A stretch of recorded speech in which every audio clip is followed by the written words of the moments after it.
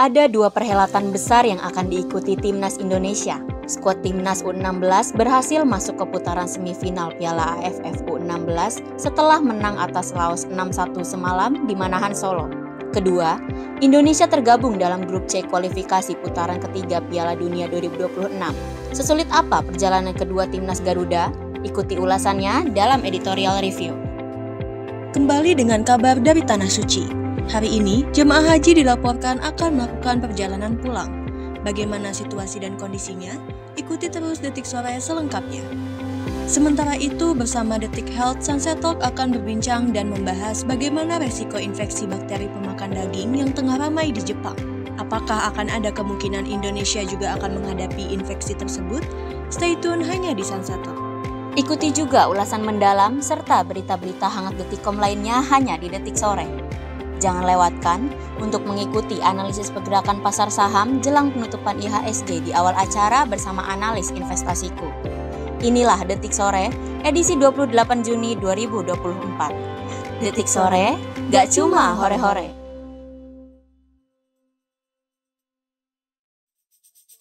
Welcome back di Detik Sore. Gak cuma hore-hore.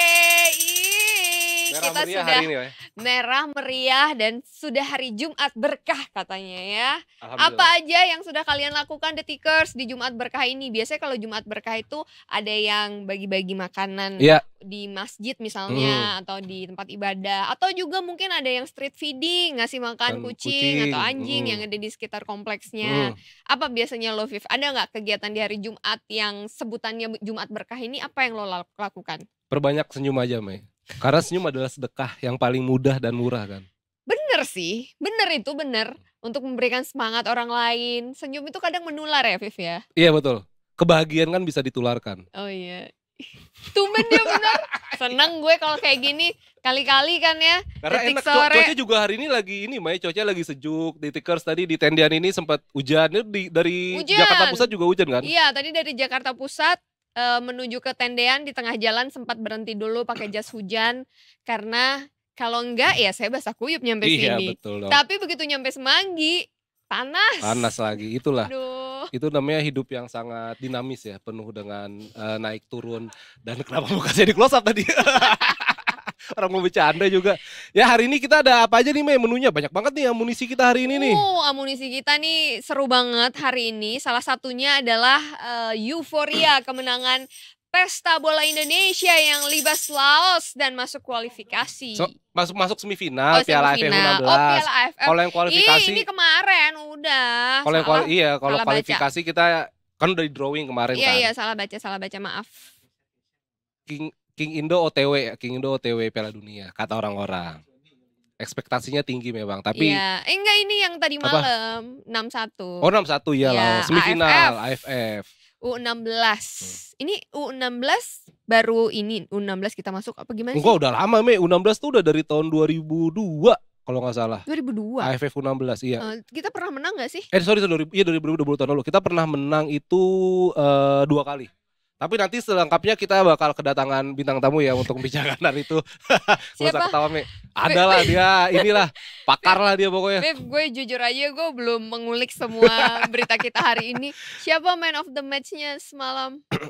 Banyak pemain muda kok yang masih. Ya namanya juga U16. Iya, U16. Enggak sebenarnya, Me, kalau misalnya gue sih lebih kayak kalau anak-anak muda nih kita jangan terlalu banyak pressure. Wah, ini the next Christian Gonzalez lah, ini the next Ronaldo lah. Maksudnya biarkan mereka mengalir begitu. Iya. Terus juga habis ngomongin bola kita juga nanti ada ini ya kabar dari Tanah Suci ya kan. Betul. Ada kabar Tanah Suci, terus habis itu juga ada ini Sunset Talk ini juga seru nih, Me. Apa tuh? Soal penyakit datang dari negeri Sakura. Oh, penyakit yang itu yang katanya memakan. Nah, itu. Apa tuh memakan daging? Kan makan apa? Doraemon kan bilang tongteng bakteri pemakan daging. Nah, itu yang bahaya tuh. Itu lagi bahaya tuh. Ih, kamu jangan kamu ini ya. Apa? Penulis cerita Doraemon ya. Ini saudaranya Fujiko Fujio ya. Iya, aku pernah datang ke itunya loh. Museum Doraemon. Ke Museum Doraemon. Bagus. Itu Doraemon semua isinya? Enggak. Apa? Ada Giant juga. Oh, Giant, Shizuka. Enggak cuma Doraemon doang, Nobita Transmart? juga ada. Enggak ada Transmart di sana. Mungkin mau ekspansi, mungkin bikin Transmart kan di Jepang. Transmart ya kan, Carrefour gitu. Ih, nggak sebut boleh aja semuanya. disebutin nih. Iya. Kamu Boleh kemarin aja aku ngiklan. nyebutin salah juga. Tapi ini juga yang seru juga nih Detikers ya. Hari ini nih kalau misalnya kita berbicara mengenai kalau segmen pertama di Detik Sore itu kan udah pasti kita akan bahas market review Oh kan. pasti. Nih ada beberapa yang mempengaruhi market kita hari ini. Oh langsung aja kalau gitu. Apanya? Iya langsung baca maksudnya. Iya langsung gue baca ya. Gantian ya. Orang pantun dia. Ini paling-palin. Iya terus. Konflik Timur Tengah makin panas. Harga minyak naik. Oh bukan dia. Katanya pantun. Kayak pantun nih paling-palin. Lanjut Me. Ini berita serius nih, jangan bercanda. Konflik Timur. Enggak ada Tigers. Capek abis naik Gojek ya? Capek gue abis naik Gojek. Ojol. Oh iya. Bukan itu juga sih yang gue naikin tadi. Oh gitu? Oh beda. Yang satu lagi. Itu lagi, ya, oke. Jadi kalau kita berbicara mengenai konflik Timur Tengah, ini semakin panas nih Detikers ya. Dan karena semakin panasnya berimbaslah kepada harga minyak yang naik. Nah harga minyak dunia mengalami kenaikan ini pada pembukaan perdagangan hari ini. Dan karena pasar khawatir dengan kondisi pasokan minyak di tengah memanasnya konflik Timur Tengah.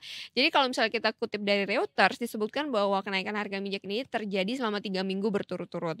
Nggak cuma harga minyak aja, dolar Amerika Serikat juga kan beberapa kali dalam sepekan ini juga sempat menguat dan kemarin juga sempat ada koreksi sedikit gitu melemah tapi mostly menguat gitu kan ya. Nah untuk minyak mentah Brent pengiriman di bulan Agustus ini naik 15 sen atau 0,2% menjadi 86,54 US dollar per barel pada pukul 00.20.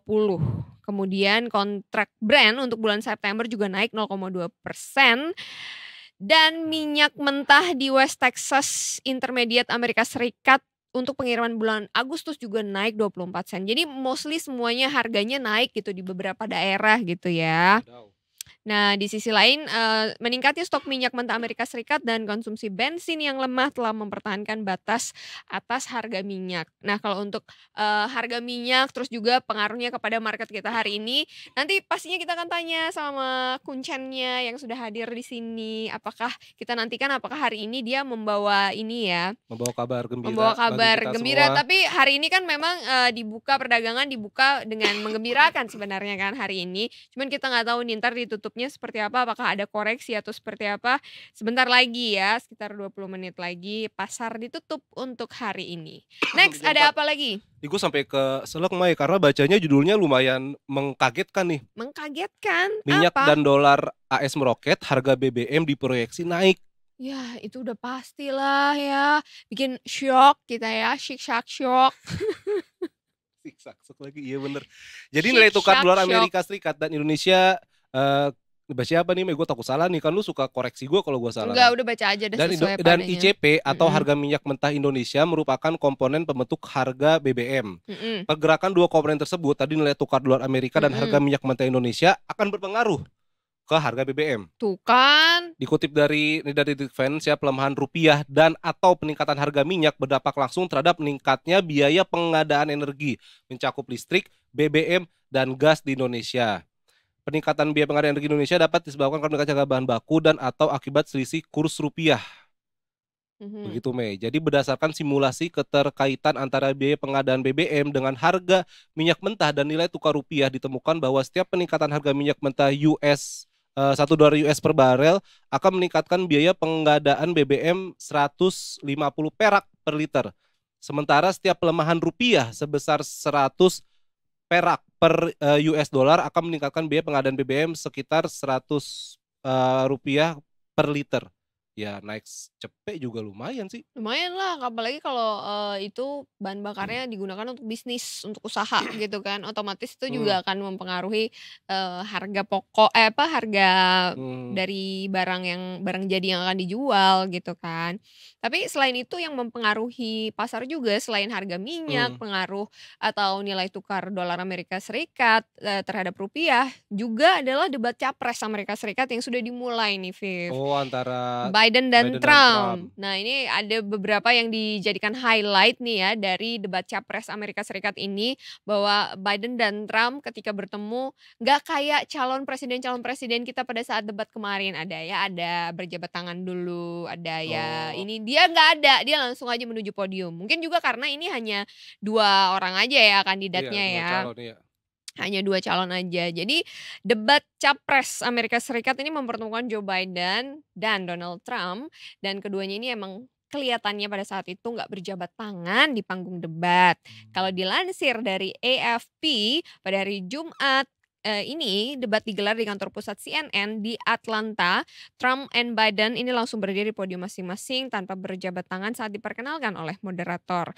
Lalu kemudian moderator melayangkan pertanyaan pembuka nih kepada Biden. Calon petahana ini kemudian langsung menyerang Trump perihal merosotnya ekonomi Amerika Serikat akibat penanganan COVID-19 yang buruk.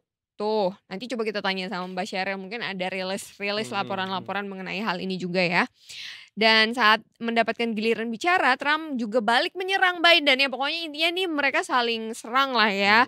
Dan menyebut Amerika Serikat di bawah kepemimpinan periode 2017 sampai 2021 berada dalam ekonomi yang bagus. Kemudian Trump and Biden kembali bertarung dalam Pilpres Amerika Serikat setelah keduanya ini kan sudah pernah bersaing di Pilpres 2020 lalu kan ya. Tapi di jajak survei Pilpres tahun ini, Trump mendapatkan sedikit keuntungan di negara-negara bagian yang sangat penting nih. Dan dalam jajak pendapat secara keseluruhan, persaingan Trump dan Biden menunjukkan angka yang sangat ketat nih Detikers. Jajak pendapat terbaru Universitas Quinnipiac menunjukkan Trump mengungguli Biden secara nasional, yaitu 49% berbanding 45%. Jadi benar-benar tipis banget ini selisihnya atau jaraknya. Oh, Trump lebih diunggulkan berarti ya? Iya, kalau menurut ini survei ya, menurut jajak pendapat ya. Berarti Pak Trump ngomong Pak Biden gitu ya? Beda. Kita nggak tahu ya, jangan-jangan dia kan ini ada juga aja, ya, ada aja gimmick pasti. ya kan? Ya, ada gimmick-gimmick gitulah. Atau mungkin ya gitulah ya, saya tidak tahu, nanti saya salah ngomong lagi. Ini tahu-tahu ada tukang bakso di depan rumah saya, takut. Betul, tukang bakso di sebelah sini ya? Langsung pesen, kan Bang. lantai 9 masalahnya. Bang, pesen Bang. Serem banget tau di lantai 9 ada abang bakso. Terus ini terakhir nih ya soal IHSG balik ke 7.000 tapi rawan profit taking. Oh ini iya, karena langsung ini ya? Nanti aja kalau nanti gitu aja kalau kita gitu, bahas langsung ya. sama kunciannya kalau gitu ya. Kunciannya aja nanti langsung. Karena kalau kita yang bahas nanti takut blunder ya. Iya betul, bisa 3 SKS ini sendiri. Iya, nggak apa-apa lah, kan supaya Afif tanpa saya nanti kalau nggak ini juga nggak apa-apa gitu. Maya mau kemana emangnya? Sukses ya, titip CV Maya. Iya, gue kan kesini nggak pakai CV. Oh iya, wah panjang nih. Cie jalur ordal lagi. Iya emang bener. Emang pakai ditanya, iya. Emang iya. Sombong Anak banget. saya mah cantik. Bodinya bagus. Gue ingetin lagi tuh apa. Udah deh kalau gitu. Afif kayaknya udah gak sabar pengen ngebahas IHSG nih sama Mbak Sheryl ya kan? Oke, langsung gue ketik nih. Gila. Berdua ya nanti sama Mbak Sheryl. Oh iya dong, nanti saya take a break dulu ya. Saya mau minum-minum teh anget dulu sebentar ya. Oke Maya, thank you guys. Saya sampai di sini saja kalau gitu. Jangan gitu Jai, nanti dia nggak mau datang ke sini lagi gimana? Lihat aja, gue tuh buat detik malam, liatin aja ntar. Dia mau buat detik misteri katanya. Seru tuh, itu seru tuh. Iya kan? Nanti sahur. Kagak ya, kan udah lewat. Senin Kamis gue puasa. Ember. Ya udah kalau gitu, apa aja yang mempengaruhi pasar hari ini? Seperti biasa, kita sudah rangkum dalam sentimen-sentimen pasar yang mempengaruhi hari ini. Check it out.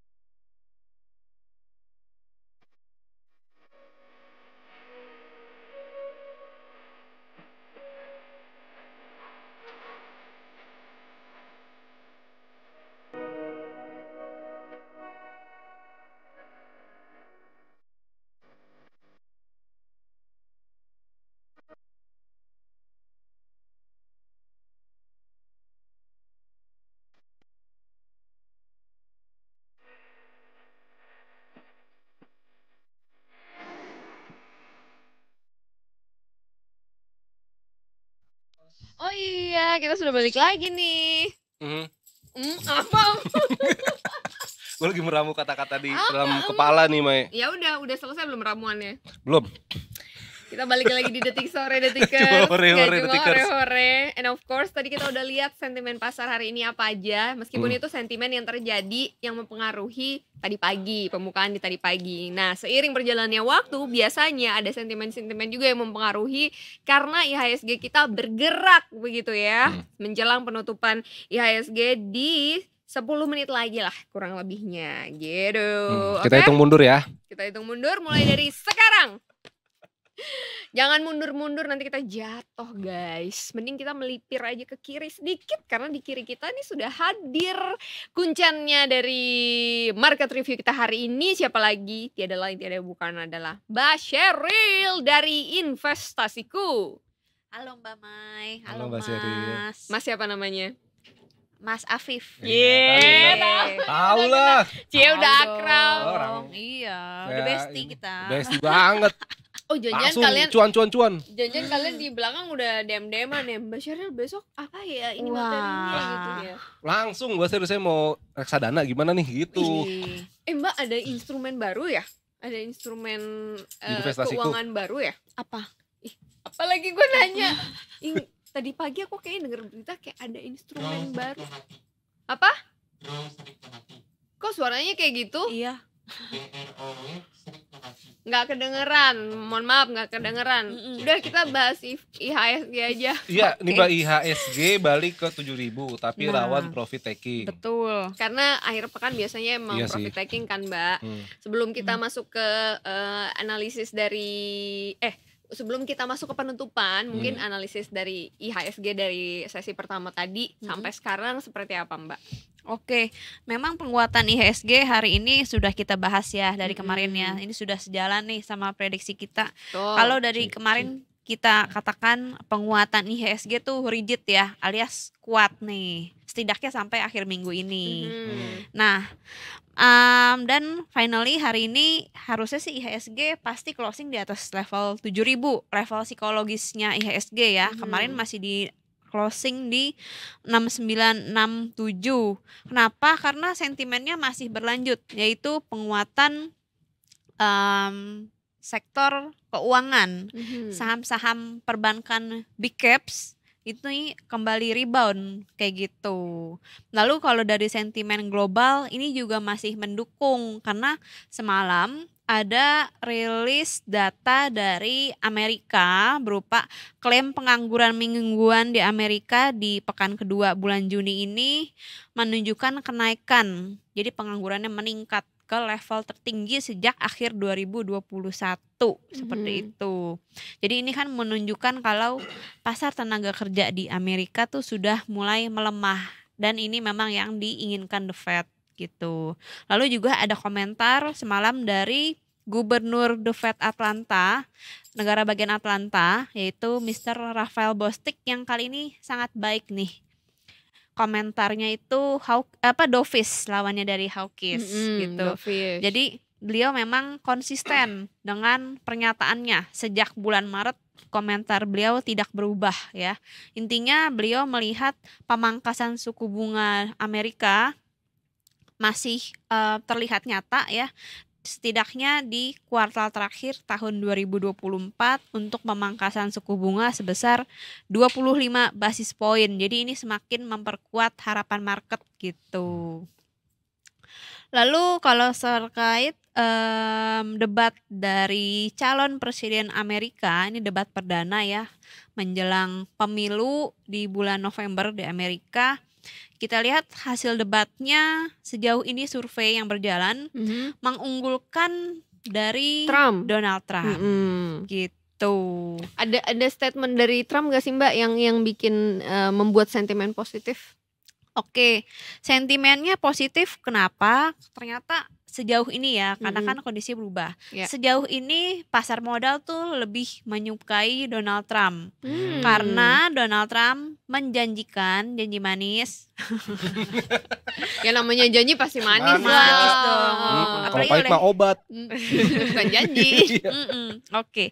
Donald Trump ini menjanjikan kalau dia kembali terpilih, beliau akan menurunkan pajak perusahaan, pajak korporasi. Lalu ya kalau misalnya pajak korporasi diturunkan, tentu kan laba emiten, laba-laba perusahaan akan lebih baik, lebih tinggi dong daripada potongan pajak tersebut kayak gitu. Jadi sentimennya positif buat pasar modal di Asia, di Eropa hari ini, termasuk di Indonesia di IHSG kayak gitu. Dan IHSG ini kan Mbak berada di level tertingginya pada 7.010 Mbak ya, dan terdanya 6987. Sebanyak 205 saham menguat, 111 turun, dan 181 stagnan. Yang menguat apa aja Mbak kira-kira Mbak? Oke. Yang kita lihat top gainernya sih kalau kita cek, intip dulu ya, karena kan berubah-berubah ya. Iya benar. Mungkin kalau udah namanya sekarang juga laki-laki. Iya, ini juga kehidupannya kan, kadang di atas, kadang di bawah, kadang muter-muter pusing gitu kan. Iya benar. Kalau di atas dipaku biar nggak turun-turun. Ih, tahu gak sih kucing yang dipaku itu? Jahat banget. Jahat banget sumpah. Top gainer sejauh ini curhat ya. Yang jadi top gainer sih mayoritas saham-saham second dan third liner ya, alias saham-saham gorengan. Ini ada BDKR, Innov ya, ini lagi ARA atau auto reject atas ya, naik 25%. Yang agak besar market capnya itu Arto, bank digital. Ini naik 10%, seperti itu. Lalu itu yang mendukung hijaunya IHSG hari ini. Tapi kalau mereka ini kan saham-saham lapis kedua dan lapis ketiga alias saham gorengan, market capnya cenderung kecil. Jadi meskipun kenaikannya signifikan secara angka, kayak tadi BDKR 25%, Innov 25%, tapi secara bobot ke indeks, secara pengaruh ke indeks itu nggak sesignifikan saham-saham perbankan big caps kayak gitu. Jadi kalau yang pertanyaannya apa sih yang menopang IHSG hari ini menguat? Nah itu dia dari sektor keuangan gitu ya. Kalau kita lihat secara value yang paling berpengaruh nih sama IHSG yang hari ini sore ini masih menguat, masih lanjut menguat bahkan sampai ke 7.071 ya. Kita lihat ada dari BRI yang kemarin sempat banyak yang galau karena BRI-nya turun ke 4.000-an. Nah sekarang lagi pada lagi happy weekend nih. Iya. Happy weekend. Lagi happy, maksudnya lagi menguat nih. Iya, weekendnya lagi happy, nggak lagi sad. Jadi nggak sad ya. BRI 3,559% ya. BCA naik 2%, Mandiri 2,5%, BNI juga naik ya. Selain big banks ini ada dari sektor transportasi yang menguat ditopang sama saham SMDR, saham perkapalan. Lalu sektor energi ini juga menguat, khususnya saham-saham minyak, saham-saham batu bara, emas, seperti itu. Mbak, ini harga minyak kan diberitakan naik nih ya, seiring dengan dolar Amerika Serikat juga yang meroket ya. Yang melemah. Yang melemah, ya. Sekarang kondisi seperti apa nih Mbak, dolar Amerika Serikat terhadap rupiah? Oke, kalau kita lihat nilai tukar kita hari ini rupiahnya menguat nih terhadap USD ya. Ya meskipun sampai sekarang juga nggak cuma rupiah aja yang melemah ya Mbak ya, beberapa mata uang di Asia juga mengalami pelemahan juga ya. Oke, nah rupiah ini hari ini berhasil menguat cukup signifikan sebesar 0,28% ke level 16.341 rupiah. Kita perlu berbangga diri karena kalau kita kemarin bahas yen Jepang, ini kalau dibandingkan dengan US dollar masih kembali melemah ke level terendah sejak tahun 86.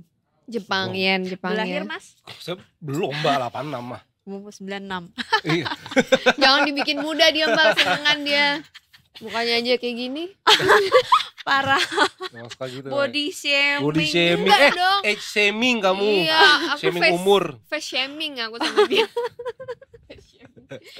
Ini apa namanya? Apa ya? Dolar shaming dong, bukan ya? Currency shaming. Currency shaming nih gara-gara dolar nih. Yen juga jadi kamus baru nih. Melemah juga gitu ya. Apa tadi currency shaming. Jadi istilah baru dari Detik Sore. Iya. Terus harga minyak gimana Mbak? Oke, jadi harga minyak kita lihat masih di atas 80 US dollar per barrel ya, masih di kisaran sana. Kita lihat kan memang lagi ada ketegangan lagi nih di Israel Utara ya, kalau nggak salah ya. Semakin panas. Semakin panas Israel sama dari Hizbullah ya. Jadi ya, aku belum secara detail mencermati daerah-daerah yang diserang, tapi yang pasti dari ketegangan di Timur Tengah ini membuat pelaku pasar tuh khawatir. Kalau perang terus begini, siapa yang akan jadi konsumen minyak gitu. Apalagi juga lagi peralihan ke kendaraan listrik. Iya benar. Kendaraan fosil, lalu energi terbarukan, energi hijau ya. Energi hijau kayak gitu. Itu. Yes, untuk sentimen harga minyak. Untuk sentimen harga minyak. Nah, ada pertanyaan juga nih Mbak. Ini kalau kita masuk ke logam tuh sektornya apa ya? Emas, sektor logam, bahan baku. Hari ini menguat juga nih. Hari ini menguat juga ya. Kayak UNTR, kayak Antam, MDKA. Ya. Oke. Nah, kalau dilihat kayak Antam nih misalnya ya. Dia tuh nggak cuma Antam sih, mungkin yang lain juga berlaku nih pertanyaan ini.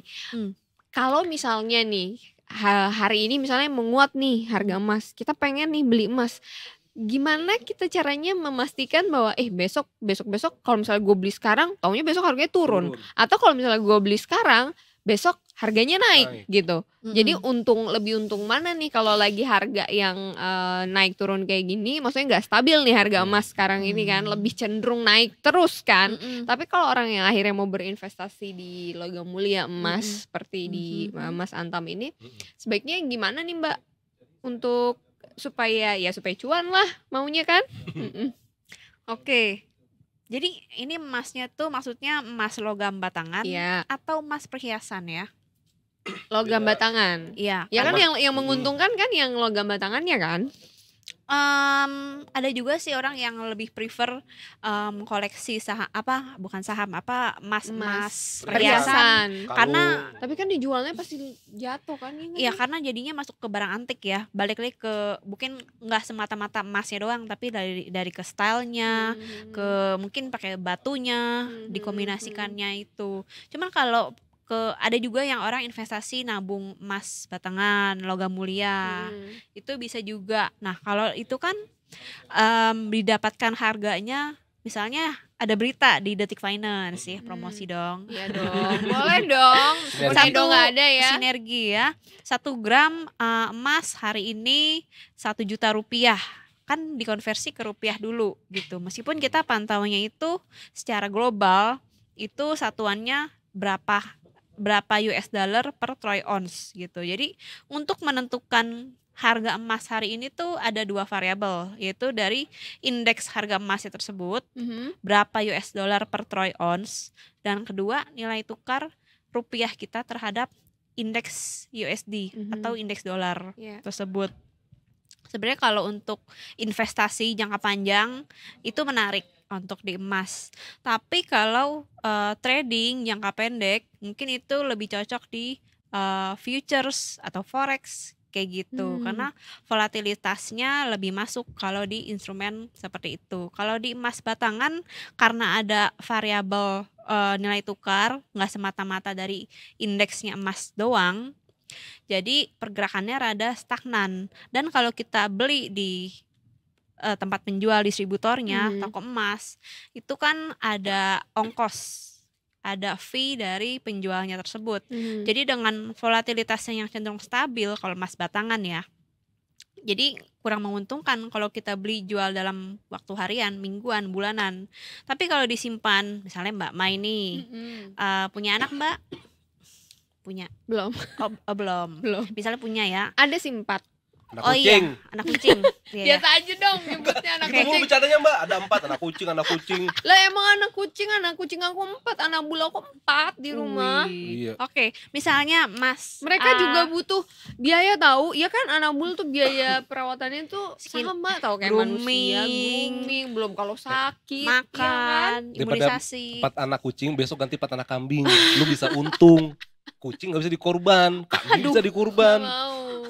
Iya kan, kambing pelihara biar kaya kalau kata almarhum Kasino tuh. Gimana jadinya? Misalnya mau buat tujuannya investasi emas logam mulia, emas batangan nih untuk biaya anaknya sekolah, anaknya kuliah, atau untuk jangka panjang lah, untuk menikah misalnya. Kalau menikahnya masih lama ya. Misalnya untuk 5-10 tahun ke depan biasanya harga emas baru akan signifikan terasanya logam mulia gitu. Seperti itu. Oke, jadi intinya sebenarnya kalau ada modal ya udah nggak apa-apa dibeli aja gitu, dan itu juga peruntukannya kan harus yang jangka panjang sebaiknya ya. Kalau emas batangan cocoknya investasi jangka panjang, bukan untuk trading jangka pendek. Kayak gitu. Nah, bisa peruntukannya untuk tadi ya, untuk rencana-rencana jangka panjang itu. Tapi kalau perhiasan sebaiknya kita ini bisa mikir kalau perhiasan tuh kayak menguntungkan gak sih? Ini mau jual perhiasan-perhiasan lu? Enggak kan? Siap nada. Iya. Aku bantu kalau gitu. Parah. Aku bantu leburin. Parah. Emang mau jual, Me? Gue penasaran gitu. Karena kan kalau emas, kalau kita perhiasan gitu kan, kalau kita jual kita kan dileburin kan dia. Coba nongkrong di Blok M sekali-kali di Melawa itu banyak kabar-kabar emas. Sorry, tahu gue nongkrong di sana. Iya, udah tuh biasanya tuh ya kan. Banyak kan? Iya banyak kan? Iya. Tapi kan gak pernah nanya-nanya gue. Sekali-kali tanya. Padahal survei langsung. Saya mau ngelebur emas nih. Saya buat tambahan. Iya, saya mau ngelebur emas. Kebetulan saya ada skill untuk meleburkan itu gitu. Jadi ngelebur sendiri. Jadi gak perlu biaya, Mbak. Mas geprek jadinya ya. Kalau gue yang bikin jadi mas geprek sih kayaknya. Nah itu dia The Tickers emas. Emas ada perhiasan, ada yang logam mulia. Ya emang logam mulia jangka panjang aja gitu ya. Betul. Yes. Betul. Oke, anyway ini udah jam 4:06 menit. Kita coba cek perdagangan hari ini apakah ditutup dengan sumringah juga, dengan hijau, ataukah mengalami koreksi. Oke, udah closing ya. IHSG-nya ditutup di level 7.063 atau menguat 1,37%. Lumayan lah. Happy weekend lah. Ini. Happy weekend. Padahal ada profit taking biasanya kalau weekend ya, Mbak ya? Kalau kita lihat profit takingnya mungkin bisa Senin. Iya. Justru Senin nih bakal konsolidasi nih ya. Karena kalau sentimennya masih mendukung dari domestik maupun global kalau untuk penguatan hari ini. Jadi meskipun menjelang akhir pekan, bahkan akhir perdagangan di bulan Juni, jadi nggak terjadi profit taking kayak gitu. Padahal kalau itu untuk profit taking trader kali ya, Mbak ya, untuk yang hariannya ya. Oke, terus apalagi nih analisisnya, Mbak? Oke, kalau untuk pekan depan, soalnya di awal pekan ada rilis data dari China ya, PMI manufaktur China, ini juga akan kembali dicermati nih sama pelaku pasar. Jadi untuk pekan depan kita lihat ini ada potensi koreksi ya di hari Senin. Kita lihat secara harga, ini IHSG juga lagi tertahan di level resisten, yaitu di level tertinggi hari ini. Di level 7.084 ya. Kelihatannya masih sulit untuk dilewati, sehingga untuk hari Senin proyeksi kami IHSG cenderung melemah dengan menguji batas bawah di level 7.000, level psikologis seperti itu. Kalau untuk hari ini transaksinya cukup gede nggak, Mbak? Oke, cek lagi. Emang suka ngerepotin bu orangnya, apa ya, Mbak? Nggak apa-apa. Daripada lu nggak bantuin gue, apa lagi tuh? Itu apa? Iya, biasa. Malah kerja dia bikin kualifikasi Piala Dunia. Aduh. Kerja di sini, jangan buka kartu, Mai. Bisa di rolling lagi. Oke, transaksinya 19 triliun ya, lumayan tinggi nih menjelang akhir pekan. Frekuensi juga tinggi, volume juga 16,39 miliar transaksi. Mantap ya, sehingga penguatannya lumayan tuh 1% lebih ya tadi ya, Mbak ya. Hampir 2%. Hampir 2% ya. Ini bisa jadi catatan juga nih buat The Tickers di hari Senin besok, perdagangan di awal pekan, di pekan terakhir ya, bulan Juni ya, minggu hari depan ini. nih. Iya, ini hari ini. Aduh. Oh my god, berarti Lupa, itu kan? mengawali bulan Juli. Ya kan. Maklum ya, gue freelance soalnya, gue nggak inget tanggal karena gue nggak gajian sama kayak kalian guys. Kok Azab freelance sombong. Bukan, Sedih gak Oh lu? sedih ya kasih. Oh gimana Sedih sih? banget. Yang lain pada gajian, gue doang yang gak gajian. Sad. Gitu. Pantas mau jual emas tadi Mbak ya? Tanya. Oh ke situ arahnya ampun. Mbak. Ya ampun. Sumpah jahat banget Afif. Lu jangan mas shaming deh Afif. Gold shaming, Mas shaming. Gold shaming. Mas Nah siapa mungkin emangnya? di pekan depan kita akan lihat lagi pergerakannya seperti Iya. apa ya Mbak Sheryl ya. Harga emas, harga minyak, nilai tukar dolar. Dan Iya, yang pasti yang paling ditunggu-tunggu adalah komentar-komentar dovish tentunya ya dari pejabat Para The pejabat The Fed. Terus Fed. juga banyak rilis-rilis data lagi yang akan kita bahas Hmm. lebih detail bersama Mbak Sheryl pastinya. Mbak Sheryl selalu ada ya buat kita ya. Iya dong. Jangan lupa bawa Gary. Pokoknya minggu depan gak mau tahu harus dibawa. Mbak Sheryl tuh punya snail, tau gak sih, punya siput. Oh masa? Iya, punya peliharaan. Petnya dia tuh siput. Gue mau bilang seafood Yang lagi. kayak di Seafood. tadi gue sempat mikir siput apa nih? Ikan. Siput. Iya Si siput. snail, tau gak sih? Jadi Mbak Sheryl tuh sebenarnya menghemat skincare. Ih, nggak gitu juga kali.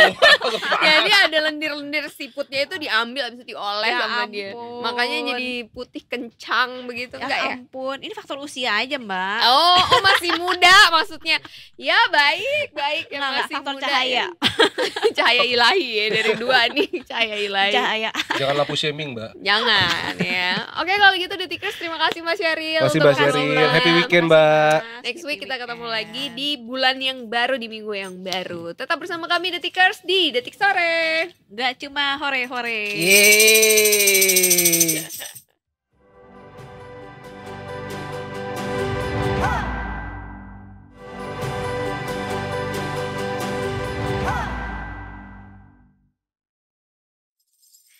Balik lagi di Detik Sore. Gak cuma hore-hore. Oke. Berisik Sekarang sekali. kita sudah kali ini saya sudah kebal dengan keberisikannya Afif ya. Ya, Gak apa-apa. kita agak jauh ya Afif ya, ini posisinya. Ya Saya awal tuh kayaknya biar depan kameranya banget. enak liatnya. Ini frame by frame, Oh iya, take oke by deh. take. Oh ya udah diatur tadi Step sama by step. Mas Yansa ya, sama produser kita tadi kayak udah mengatur dengan sedemikian rupa gitu ya. Oke, yang mau kita bahas sedemikian rupa juga ini adalah kemenangan Indonesia, Ya. terus juga apa nanti selanjutnya persiapan Indonesia karena ada ini juga ya, ada naturalisasi baru lagi. Baru. Ya, pokoknya hal-hal yang Euro berhubungan- juga lagi Ya, udah masuk Euro. babak 16 besar ya kan. Oh, ini bener-bener di musim kompetisi liburan ternyata masih banyak match dan masih banyak event seru, Mai. Yoi, menemani orang-orang yang insomnia dan juga mungkin liburan yang enggak kemana-mana. Yang nggak liburan Gitu. juga, Mai. Yang enggak liburan juga Iya. ya. Weekend. Tapi maksudnya. Juli kan ada tanggal merah kan ntar. Ya nggak apa-apa, pokoknya nonton Euro aja lah pokoknya. Iya, Ya, iya, hiburan iya. aja lah ya gitu kan. Nah karena pembahasan kita cukup kompleks hari ini Mhm. Detikers, jadi kita akan mendatangkan narasumber yang juga sangat kompeten di Ya. bidangnya. Sangat-sangat apa ya, kita tanya apapun itu dia udah punya kamusnya gitu. Kayak udah tahu banget. It is what it is. It is Ini what bukan it is. one and only tapi second and only ini. Kenapa? Karena dia second kenapa? Dijual second. Iya sih. Kesian banget. Sorry, Bekas Mas, ya. dong ya. Ah. Ya. Maaf ya Mas, ya enggak maksud gitu Mas. Ya udah kalau Langsung gitu, saja kalau begitu langsung saja kalau itu Detikers. kita panggilkan bintang tamu kita.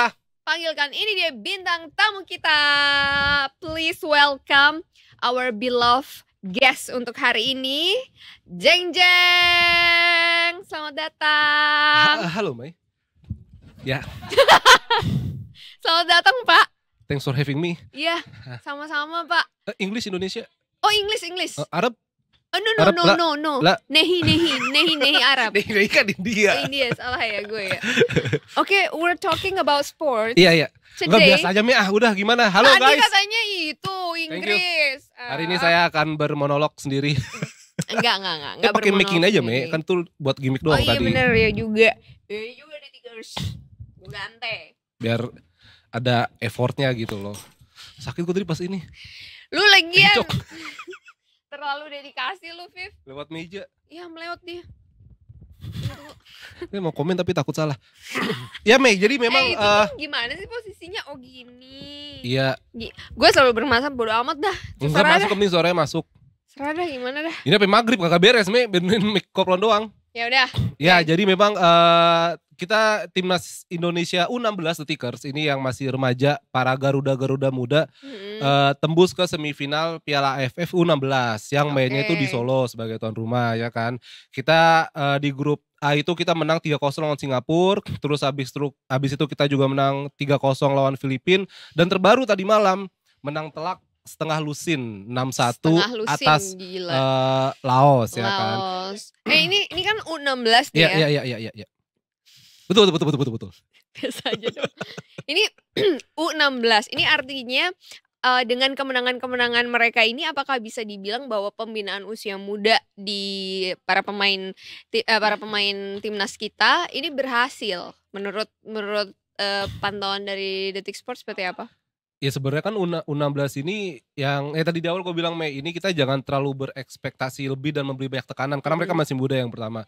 Tapi ya kalau misalnya dibilang pembinaan usia muda memang sebenarnya liga-liga di Indonesia, bukan liga-liga sih, maksudnya kompetisi grassroots di Indonesia kan memang belum sekompleks di negara-negara yang maju sepak bolanya begitu kan. Tapi memang setiap klub itu memang mereka punya akademi gitu. Persija punya akademi, Persib punya akademi, bahkan sekolah-sekolah sepak bola gitu yang gak ada klubnya SSB gitu mereka punya akademi, dan mereka tuh punya banyak bibit potensi begitu kan.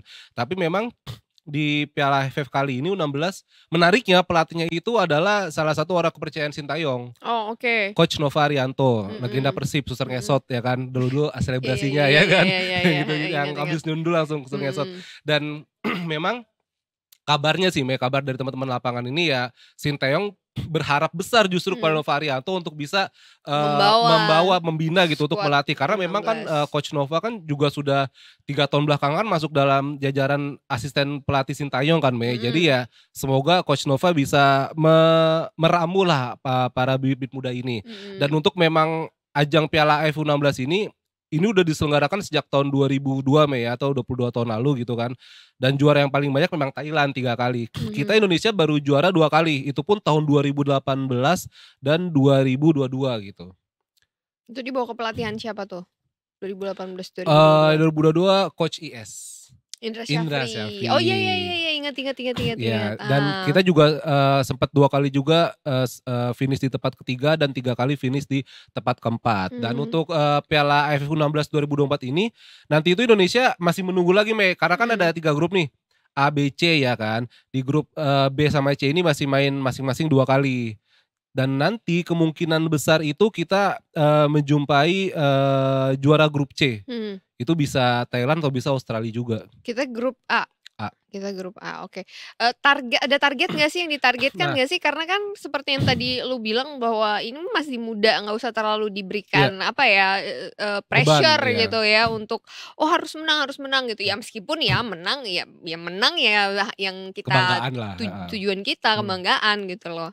Ada target tertentu nggak sih? Target sih memang tidak ada targetnya memang kalau Coach Nova sih ingin menyamai prestasi Coach Indra Syafri gitu kan. Dia sempat bilang kok pengen menyamai lah gitu. Seenggaknya Coach Nova punya motivasi gitu. Tapi memang untuk para pemain ya targetnya bermain semaksimal mungkin sih karena memang kan yang kita tahu juga khusus Piala AFF ini kan kalau kemarin tuh Erick Thohir ketum PSSI sempat bilang kalau AFF ini udah bukan lagi prioritas Oh iya kan? Karena pertama kan dia nggak masuk rencana FIFA lagi. Kalender FIFA. Karena kalau berencana Tuhan yang menentukan ya. Jadi memang AFF ini tidak masuk dalam kalender FIFA dan kedepannya mungkin karena AFF juga main di akhir tahun ini kan, November ya kalau nggak salah. Kita main akhir tahun ini dan kayaknya yang bakal diturunkan juga pemain-pemain muda Karena memang pemain-pemainnya kayak seperti Tom Haye, Nathan Achon, Sandy Walsh, mereka di klubnya gak bakal dilepas untuk membela negara ketika itu bukan agenda FIFA gitu. AFF FIFA ya betul. Berarti yang diturunkan untuk U16 siapa aja, gue gak hafal lagi namanya. Ada banyak pemain muda Banyak pemain muda Banyak pemain muda, ada yang kayak Arhan tuh lemparan tuh ke dalam 2 kali dia udah kayak begitu. Oh iya. Fabio siapa namanya gitu. Quartararo. Wah itu mah balapi nih, kuda besi ya kan. Main ntar ya akhirnya. Besok main. Lusa hari Minggu main. Hari ini free practice. Ya besok begitu. Sprint race.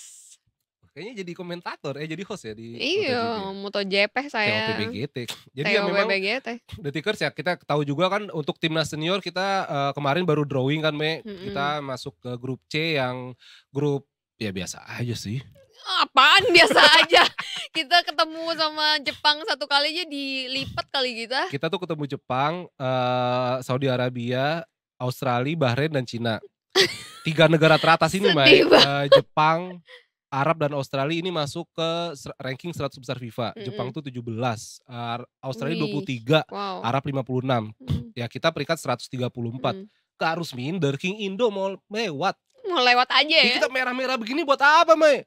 Ya buat sponsor. Iya sih. Wardrobe. Buat wardrobe.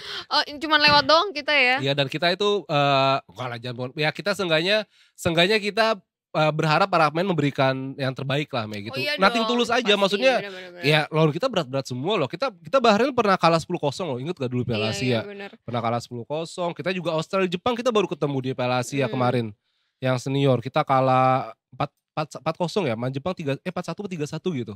Nggak heran lah kalau kita kalah sama Jepang mah ya, berapapun skornya kalau kita kalah sama Jepang tuh kayak atau mungkin ini juga satu psikologis juga ketika ketemu sama Jepang kayak udahlah kita main nothing tulus aja sebisanya itu, gitu ya. Gitu, maksudnya ketika kita lawan Jepang ya tanpa pressure gitu ya. Pasti pressure Jepang karena mereka mau banyak ngincer kan, tapi ya seenggaknya nanti kita harapkan para pemain bisa main lepas lah gitu.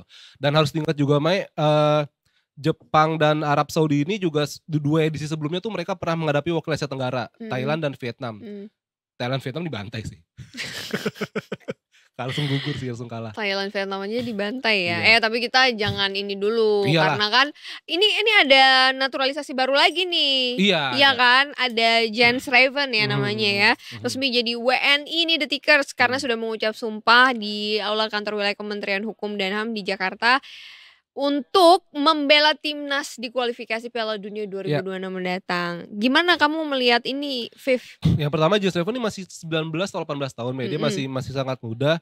Ya seenggaknya menambah amunisi kita di pos penyerang striker ya. Kan, kita kan punya Ragnar Oratmangun, strike, terus juga Struik ya kan. Salah mulu ya. British soalnya beda. Terus satu lagi ada gak usah gitu dong. Terus ada Ramadan Sananta juga kan. Ya bahkan ada nama Dimas Derajat juga yang bisa jadi striker gitu. Tapi memang ya permasalahan di posisi penyerang tengah buat timnas senior ini masih jadi PR banget, PR banget begitu. Karena ya walaupun kita positifnya setiap ini bisa bikin gol, tapi kan tetaplah kita butuh sosok penyerang tengah yang haus gol begitu. Betul, untuk menjadi mesin gol. Menjadi mesin gol. Harapannya pengen seperti itu ya. Siapa sih namanya orang Norwegia itu yang gondrong? Erling Haaland. Erling Haaland. Wah, dia kan disebut-sebut seperti mesin golnya dari Manchester City gitu kan. Oke. Selain adanya amunisi baru, sama Martin Paes juga. Tapi Martin Paes masih dalam kan itu kan dibawa ke persidangan di CAS kan. CAS itu kayak persidangan olahraga gitu, persidangan olahraga. Karena Paes sempat cukup banyak dia membela timnas Belanda, timnas pusat timnas Belanda maksudnya. Iya, timnas Belanda. Timnas Belanda kategori kelompok umur gitu. Jadi ya rada lebih sedikit lagi, ya PSSI lagi mencoba terus lah. Walaupun katanya biayanya 30 miliar. Untuk? Ya untuk biaya di persidangan itu. Bukan persidangan gimana-gimana Tickers ya. Maksudnya emang untuk mengajukan ini gue mau tarik nih, gue bisa nggak? Oh nih apa aja syarat-syaratnya kita yang bayar? Ya siapa lagi? Kalau bukan kita? Kalau bukan kita siapa lagi? Konoha. Begitu. Iyalah, kita lah yang bayar, orang kita yang butuh. Emang sosok kiper juga kan Hernando Ari juga kemarin berapa kali ya sempat melakukan kesalahan kan. Walaupun sebenarnya penampilannya cukup baik gitu. Di Piala Asia dia cukup oke juga, tapi mungkin dengan adanya Martin Paes nanti bisa menambah kompetisi di pos penjaga gawang. Jadi Indonesia nih timnas kita nih emang butuh striker nih ya, Viv ya. Selain itu posisi itu ya kalau belakang udah aman lah ya kayak kemarin. Back sayap kita ada 4. Kita aman ya. Back sayap kita ada 4. Pratama Arhan, Sandy Walsh, Shane Patiyama sama Kevin Verdong yang baru. Verdong juga mainnya cakep banget ya kemarin lawan Filipina. Bener. Berarti yang dikhawatirkan striker aja nih ya, sama penjaga gawang udah ada ya. Iya, penjaga gawang Martin Paes itu kita berharap. Berarti ya semoga dengan materi-materi ini, dengan amunisi-amunisi ini, Coach STY juga bisa meraciknya secepat mungkin, bagus mungkin, semaksimal mungkin lah gitu. Tapi ini udah fix kan perpanjangan tanah? Belum ada hitam di atas putih. Serius? Karena belum ada lagi? Kan kemarin sempet yang gua jadi bintang tamu itu. Gua jadi bintang. Sekarang gue belum bintang tamu sih. Jadi hari ini Afif 2 peran. Iya, dua kali tanda tangannya Irma ya. Ya oke. Oke. Jadi itu Sintayong belum tanda tangan kontrak karena masih sakit memang kondisinya Mei. Cuman ya PSSI sih optimis lah. Tapi ngomong-ngomong Elkan Bagot juga belum beres tuh masalahnya. Oh iya? Iya kan yang terakhir belum dipanggil. Jangan deh ntar gosip deh. Gak apa-apa, terus gimana kok gue belum denger malah ini belakang ya? Iya pas Olimpiade kemarin nungguin ya. Kan dia sempat Liga tuh udah libur. Kan dia Ipswich kan. Dia tapi dipinjemin, cuma udah libur kan. Dan dia katanya gak merespon cepat balasnya dari timnas gitu. Karena STM minta dia datang waktu itu kan Hubner lagi kartu merah kan. Iya dia gak datang. Ya akhirnya dia gak datang ya. Itu juga sebenarnya jadi perbincangan sih di teman-teman di lapangan. Ini kan kita tahu Sintayong tuh keras banget kan. Poin disipliner ya lu enggak, ini gue gak peduli lu anak siapa, mau anak presiden, anak siapa gitu kan. Anak presiden. Presiden ini Konoha, Naruto. Naruto Baruto. So kalau di sini kan terus kita ngomong ke Euro nih. Gitulah ya, semoga ini ya. Semoga semoga lancar lah aturan-aturan yang baru ini ya. Iya, semoga Bagot juga nggak ada ini lagi lah, nggak ada drama begitu. Tapi katanya tadi siapa nih yang kena sanksi ya? Kena sanksi karena itu. Ini baru banget dikirim sama reporter kita Robani di lapangan. Jadi ada sanksi Komdis AFC. Ini Justin Hubner, Ivar Jenner dan Sintayong kena sanksi Komdis AFC terkait Piala Asia U23. Iya, yang ini ya apa namanya? Yang wasit. Ngomong kasar ya. Bahkan sampai di sosmed juga kan mereka mencercakan. Ini akhirnya mereka kena kode etik dan disiplin. Sintayong itu bayar denda 122 juta, sementara Ivar Jenner dan pemain lain bayar denda 5.000 USD atau setara 81 juta. Iya. Oh gitu. Ini masih proses kah atau atau sudah? Sudah. AFC udah ngerilis pernyataan ini ya. Udah ketok palu ya ini ya. Karena memang kan sebenarnya kalau pemain bola, kalau misalnya di Eropa kan sekesel Ronaldo dia nggak bakal posting di Instagram. Wasit nih. Kesel banget orang teh kan nggak mungkin begitu kan tuh kata-kata kasar kayak gimana kan nggak mungkin kan. Cuma famos gitu kan. Ya kan karena mungkin kita juga ya apalagi kemarin juga cukup ini kan cukup panas begitu ya, wajar sih. Dan apalagi sekarang kan di Instagram tuh ada itu loh fitur berbayar itu kan. Subscribe gitu dan tuh ya katanya ya para pemain lebih bebas lagi di sana gitu. Tapi mungkin AFC juga untuk mantau. mengekspresikan gitu ya. Ya sebenarnya postingan Instagram masing-masing pemain itu juga kan jadi sentimen juga ya. Maksudnya apa yang mereka posting tuh bikin asumsi masyarakat juga jadi berpengaruh. Enggak IHSG sih sayangnya. Ya kan maksudnya memberikan itu pengaruh gitu ya. Tapi semoga obrolan kita juga berpengaruh nih buat 21.000 penonton. Mantap, I love you. Para pecinta bola nih semuanya nontonin. Aku cinta Garuda. Aku cinta kamu, The Tickers. Kurang ngopi kayaknya. Kita belum selesai nih. Oh iya. Terus ini juga nih yang dari bola juga lagi rame kan soal Euro, ya kan udah masuk 16 besar. Ini kita pindah nih sekarang Euro ya. Kita pindah ke Euro 16 besar. Wow. Ini menariknya nih gimana bilangnya ya.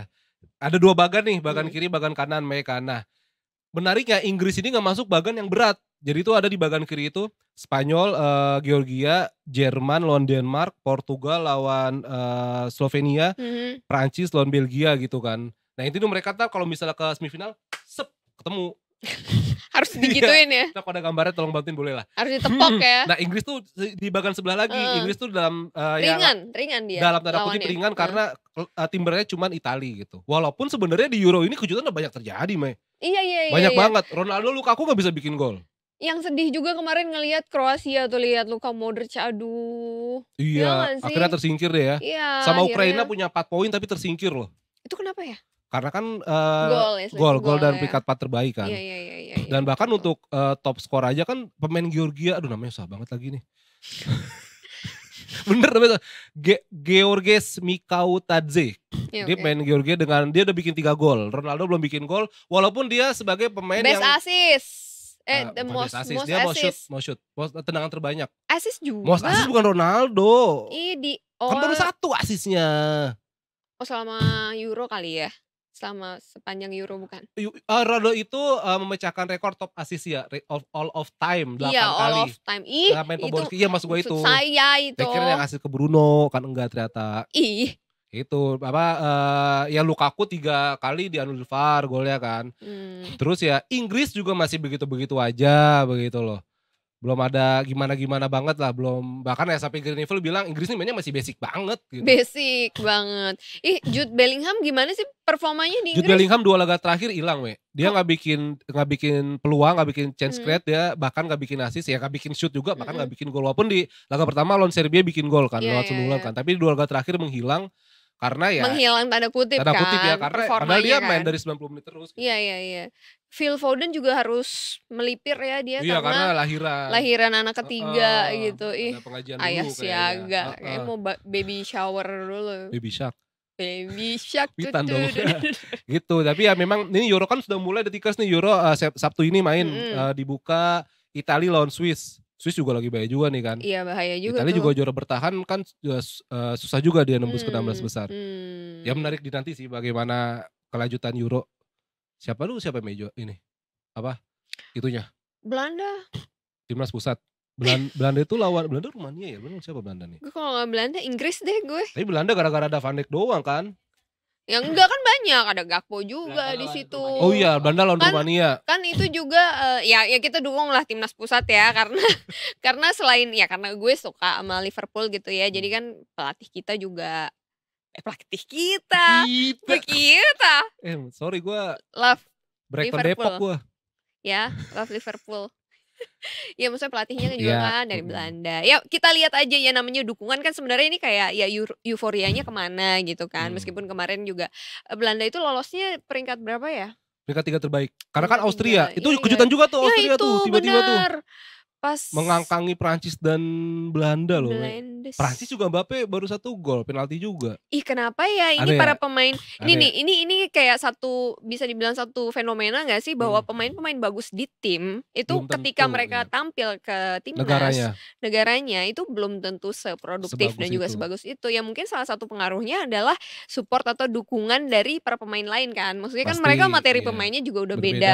Gimana rasanya beratnya ketika satu nama, ya contoh lah ya, mungkin salah satunya nih mungkin seperti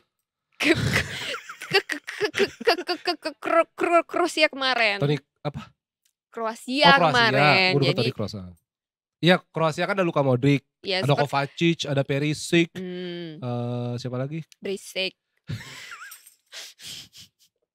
Ya enggak, maksudnya adalah misalnya nih ada beberapa nama di timnas itu ya, 1 atau 2 nama atau 3, ya katakanlah 1 sampai 5 nama aja itu pun rasanya masih berat gitu loh untuk menanggung satu negara, ibaratnya gitu. Dan pelatihnya kan juga beda, Nah iya, pelatihnya juga beda, sistemnya beda.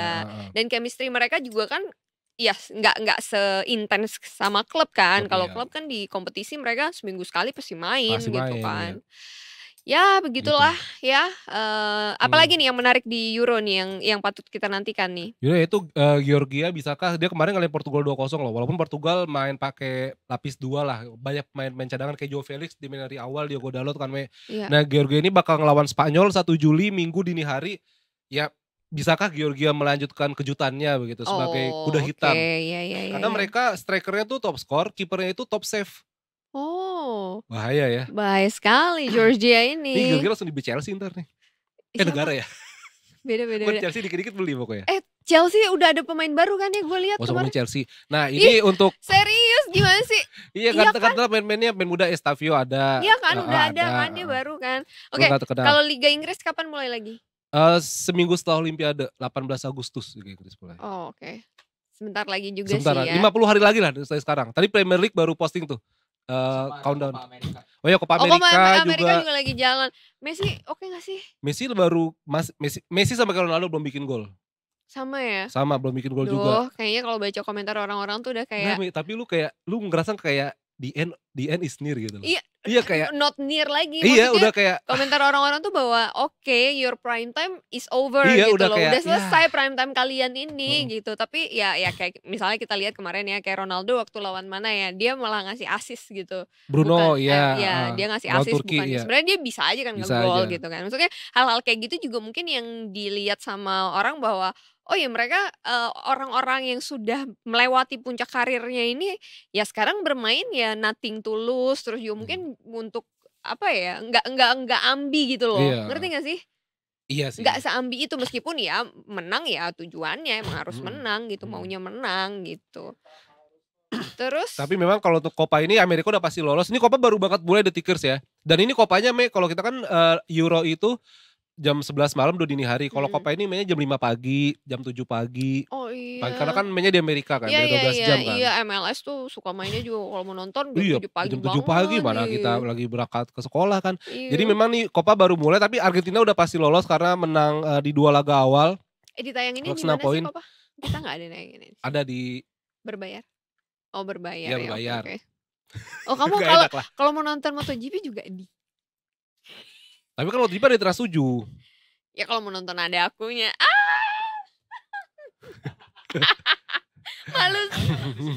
Malu sendiri ya.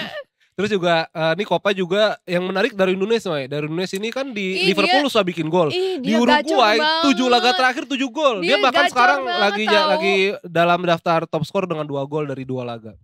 Tapi emang dia tuh entah kenapa ya, di Liverpool itu ada masanya dia emang gacor banget. Terus tiba-tiba ya kan awalnya dia melempem nih pas awal-awal melempem, terus tengah-tengah tuh ya gacor banget. Tiba-tiba hilang lagi. Makin ini hilang lagi gitu. Namanya juga anak muda. Gak konsisten banget. Jualnya gitu. ke Barca lah. Nah tapi di Copa America ini yang menarik justru Brazil karena mereka di laga awal tuh lawan Costa Rica tuh kayak nggak kelihatan tim samba gitu loh. Bahkan kan Samba. Lu tau gak sih konten samba?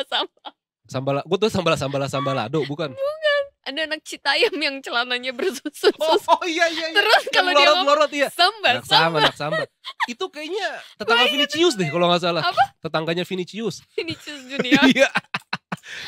Enggak, soalnya Brazil sebelum Copa ini kan Ronaldinho pernah ngomong kalau dia udah gak tarik lagi nonton timnas Brazil, udah hilang. Walaupun akhirnya di roasting sama Rapinha, hah Ronaldinho ngomong gitu, kemarin minta tiket ke Vini. Iya kan, kayak wah ada apa nih, karena emang tim samba kan ya kayaknya emang Brazil lagi timnasnya lagi kurang bagus sih, gak kayak dulu era Ronaldo gitu loh. Tapi Becker diturunin ya? Alisson Becker diturunin. Main ya dia. Ya, gue gak ngikutin banget lagi. Tapi emang Brazil tuh dalam berapa tahun terakhir itu lagi turun banget, Mei. Itulah yang ngebuat bahkan Ronaldo fenomena ya, R9, Ronaldo Luis Nazario de Lima bilang kalau dia sekarang lebih suka nontonnya tuh nonton tenis dibanding nonton bola. Kenapa tuh? Ya karena pemainnya boring, udah bola udah boring iya. Iya. Dan Copa Amerika kan juga walaupun nih Copa ini menariknya kan main di Amerika, Mei. Ini ada kemarin ESPN ngelansir kalau ini nih sepi penonton gitu. Karena memang stadionnya di Amerika ini dipakai adalah stadion NFL. Stadion NFL kapasitasnya 80.000 sampai 100.000. Beda sama stadion bola ya kan. Walaupun kapasitasnya kepenuhi 70% gitu. Dan lucunya Mei, ini kemarin kalau ya kita sama penonton bola ya, pasti tahu kan namanya harga tiket di setiap kompetisi segitu doang gitu loh. Maksudnya oke, final pasti ya final paling lebih mahal tinggi, ya kan. Cuma kan udah ada patokannya nih. Justru di Copa ini tuh harganya dinamis. Jadi yang pertandingan kayak misalnya nih Bolivia lawan Panama itu harganya mulai dari 100 USD. Tiba-tiba Chile Argentina 900 USD. Oh mungkin karena dilihat dari pemainannya itu, juga, maksudnya, apa yang main juga. Tapi kan akhirnya ini bakal ngerubah pasar loh, Lu ntar mau nonton bola tiba-tiba, gue gak bakal bisa nonton, misalnya Mbappe udah terkenal nih, gue gak bakal bisa nonton Mbappe dong, mahal banget. Maksudnya udah gantiin era Ronaldo gitu kan. Orang kan sekarang nonton Messi kan, wah Chile Argentina ada Messi nih gue mau nonton. Wah harganya $900 paling murah, itu 16 jutaan something nih, 14 juta something. Gue beli. Coba kan akhirnya pasar rusak harganya. Kenapa? Ya karena selama ini kan kalau di Euro kan udah kayak gitu. Ini babak grup segini, babak 16 besar segini, 18 besar segini, nggak bakal berubah. Orang tuh udah bisa mengalokasi gitu. Maksudnya kenapa akhirnya aturan harga ini bisa jadi berubah kayak ini gini? ya kan ini kan keputusan CONMEBOL dan CONCACAF kan. PSSI-nya mereka gitu. Iya, mungkin mereka mau coba trik baru gitu kan, apalagi emang bola kan industri bisnis kan. Ya nggak apa-apa lah, namanya bisnis kan. kayak kita di sini kalau misalnya kan waktu kemarin yang pas apa tuh yang harga tiket juga kan naik kan. Tapi harga kan tiket bola naik. Iya itu wajar, tiket naik wajar. Apalagi kamu yang naik tuh kalau BBM naik tapi gaji belum naik, itu wajar. Curhat. Apa sih? Lu masih mending gaji gak naik, gue belum gajian. Iya, gimana manusia nih? harus bersyukur karena ya itu iman itu kan setengah sabar dan setengah syukur kan. Nanti kita ada kabar haji makanya pas itu bridgingnya. Ya udah lanjut bridging. Ya itu pokoknya bola lagi rame The Tickers. Jadi kita nih sampai pertengahan Juli juga ada ya Euro, Copa, habis itu Olimpiade Indonesia yang pengen gue bilang itu 27 atlet. Yeah. Kita panjat tebing, ada bulu tangkis, dan habis Olimpiade langsung masuk Liga Inggris, Liga main semua. Mantap. Jadi gak ada libur anak-anak sport nih, wartawan sport. Udah pada curhat lagi. Curhat yang ketiga ini dari tadi nih kayaknya gue lihat-lihat nih ya.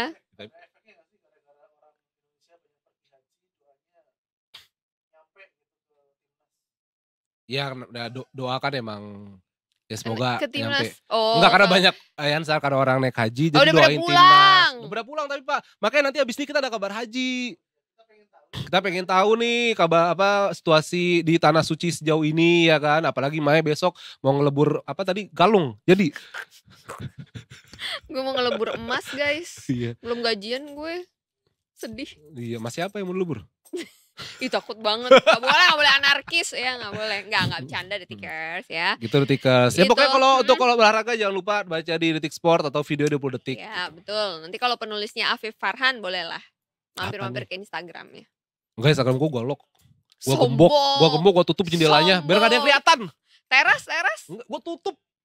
Oh lu deactivate? Gak mungkin orang lu komen-komen kok. Ya udah kalau gitu The Tickers, nanti kalau ada update lagi kita undang lagi ya Pak. Thank you Mai, makasih teman-teman. 20 detik sore mantep, keren banget. Gue suka banget cari nih. Udah dari gue SD gue tonton nih, gak pernah gue ketinggalan. Ya ampun, waktu itu berarti gue masih bukan bayi lagi, gue kayak masih jigot kayaknya gue itu. Jigot apa? Lu bahasa apa? Bahasa Lombok ya? Apa? Jigot bahasa apa? Ih, ya udahlah, nggak ngerti dia lagi candanya. Nggak. Nanti abis ini kita masih ada yang menarik-menarik lagi tentunya ya. Itu ada tadi ada kabar haji, ada training today, ada Sase Talk juga itu belum mention tadi. Sase Talk ya kan. Iya, Afif semangat sekali hari ini. Wah, iya dong. Saya mau jadi host terus di sini. Curhat lagi. Ya, oke, tolonglah bantu perekonomian ini. Udah break lagi ya? Kita break dulu lupa. Iya, break dulu. Oke The Tickers, jangan kemana-mana, kita masih sampai jam 6 sore nanti. Stay tune di Tik Sore. Nggak cuma hore. Kebalik, salah. We'll be right.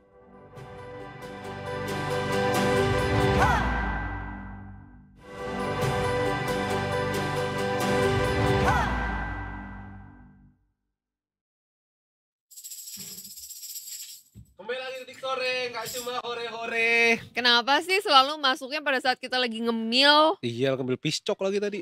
Pisang coklat. Onde. Onde Monday. Tuesday, Wednesday. Kemarin gue punya jokes gini sama Edo. Lo kalau dengar kata onde, yang keinget lo apa? Onde, makanan. Berarti dia gak masuk jokes kita lagi. Emang apa harusnya? Ya ampun. Enggak. Harusnya apa emangnya? Apa, Mbak? Itu loh yang di Dono Kasino Indro. Oh. Dia kan ada tuh satu judul filmnya dia, bukan, lupa gue judulnya apa. Ada satu yang cerita tentang si Boneng itu jadi satpam. Oh iya. Tahu gak sih? Hansip. Iya Hansip. Hansip apa kepanjangannya? Pertahanan sip. Pertahanan sipil. Ya macam-macam ya. Kita sebelum nanti kita bergabung dengan Teh Erna yang masih wartawan Detikom yang masih di Tanah Suci yang kemarin kita kabar haji tuh ya kan. Yang terakhir sampai haja sombong banget kota Mama Dede.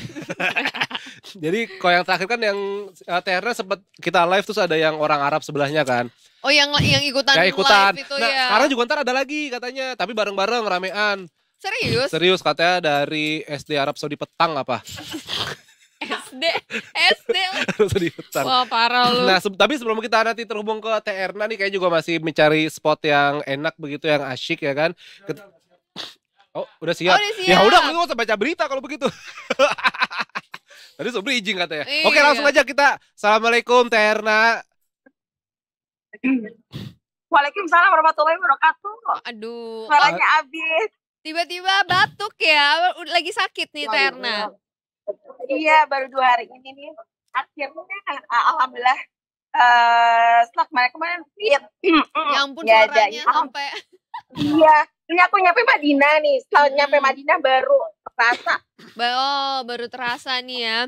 Terna ini kan mungkin kita langsung tanya-tanya soal update-nya kali ya Teh ya. Ini kan kalau dari berita ini ada 36.000 jemaah haji yang udah pulang ke tanah air nih ya. Dan kepulangan mereka ini kan per kloter gitu kan ya Teh ya. Yang sekarang ada, yang masih ada di sana, masih ada kira-kira berapa kloter lagi Teh untuk kembali ke tanah air? Iya, jadi kepulangan jemaah haji Indonesia itu melalui jadi ada dua gelombang. Kan jemaah haji Indonesia itu ada gelombang pertama dan gelombang kedua. Gelombang saat ini yang sudah dipulangkan ke tanah air ini adalah gelombang pertama, yang mana seharusnya seluruhnya gelombang pertama itu mereka pulang dari Jeddah. Namun ada sekitar 46 kloter, sekitar 15 ribuan jamaah itu mereka dipulangkan melalui Bandara Amma Madinah. Jadi mereka kan dari tanah air awalnya tiba di Madinah, setelah itu ke Mekah. Harusnya normalnya setiap tahun mereka pulangnya melalui Bandara Jeddah. Namun sekitar 46 kloter ini yang menggunakan Garuda, mereka setelah dari Mekah mereka kembali lagi ke Madinah hanya untuk hotel transit, hingga akhirnya dipulangkan melalui Bandara Amma. Nah, sementara untuk gelombang kedua yang memang jamaah haji Indonesia yang dari tanah air langsung ke Mekah, mereka itu digeser ke Madinah untuk sekitar 9 hari di Madinah sebelum dipulangkan ke tanah air. Seperti itu. Jadi saat ini untuk total jamaah haji Indonesia sendiri kan ada 241.000. Untuk reguler 213.725 orang, atau ada 533 kloter. Artinya ketika 36.000 yang sudah dipulangkan ke tanah air, masih sekitar 20%-an dipulangkan. Jadi proses untuk pemulangan gelombang 1 itu sampai tanggal 13 Juli mendatang. Sementara untuk semua jemaah haji Indonesia dipulangkan itu sekitar tanggal 22 atau tanggal 21 Juli. Untuk seluruhnya akhirnya pulang ke tanah air. Kalau situasi sekarang Teh, Terna lagi di Madinah nih, kayaknya lagi rame banget ya Teh itu. Iya, ini jamaah dari seluruh penjuru dunia, mereka baru melaksanakan sholat Jumat di Masjid Nabawi di belakang. Ini kita nggak bisa mendekat ke sana, takut sama askar. Biasanya karena kita tidak boleh melaksanakan live seperti ini di sekitar Masjidil Haram yang dekat-dekat ya, maksudnya ataupun Masjid Nabawi. Mereka setelah menggelar sholat Jumat, yang mana sholat Jumat juga tadi sampai ke pelataran hotel di sekitar Masjid Nabawi. Ini mereka baru pulang. Seperti itu. Dan perlu diketahui bahwa cuaca di Madinah itu lebih terik, lebih panas dibandingkan dengan di Mekah. Berapa Teh suhunya di sana Teh? Jadi ini sekitar 45 derajat. Nah, 45. Sempat dulu disampaikan bahwa banyak sekali kan jamaah haji yang melepuh kakinya, itu ternyata sering terjadinya itu di Madinah. Karena kalau untuk di Mekah itu memang di lantainya itu memang diberikan efek dingin. Jadi meskipun siang-siang di lantai itu kalau di Masjidil Haram itu tetap dingin, kita bisa tawaf dengan nyaman.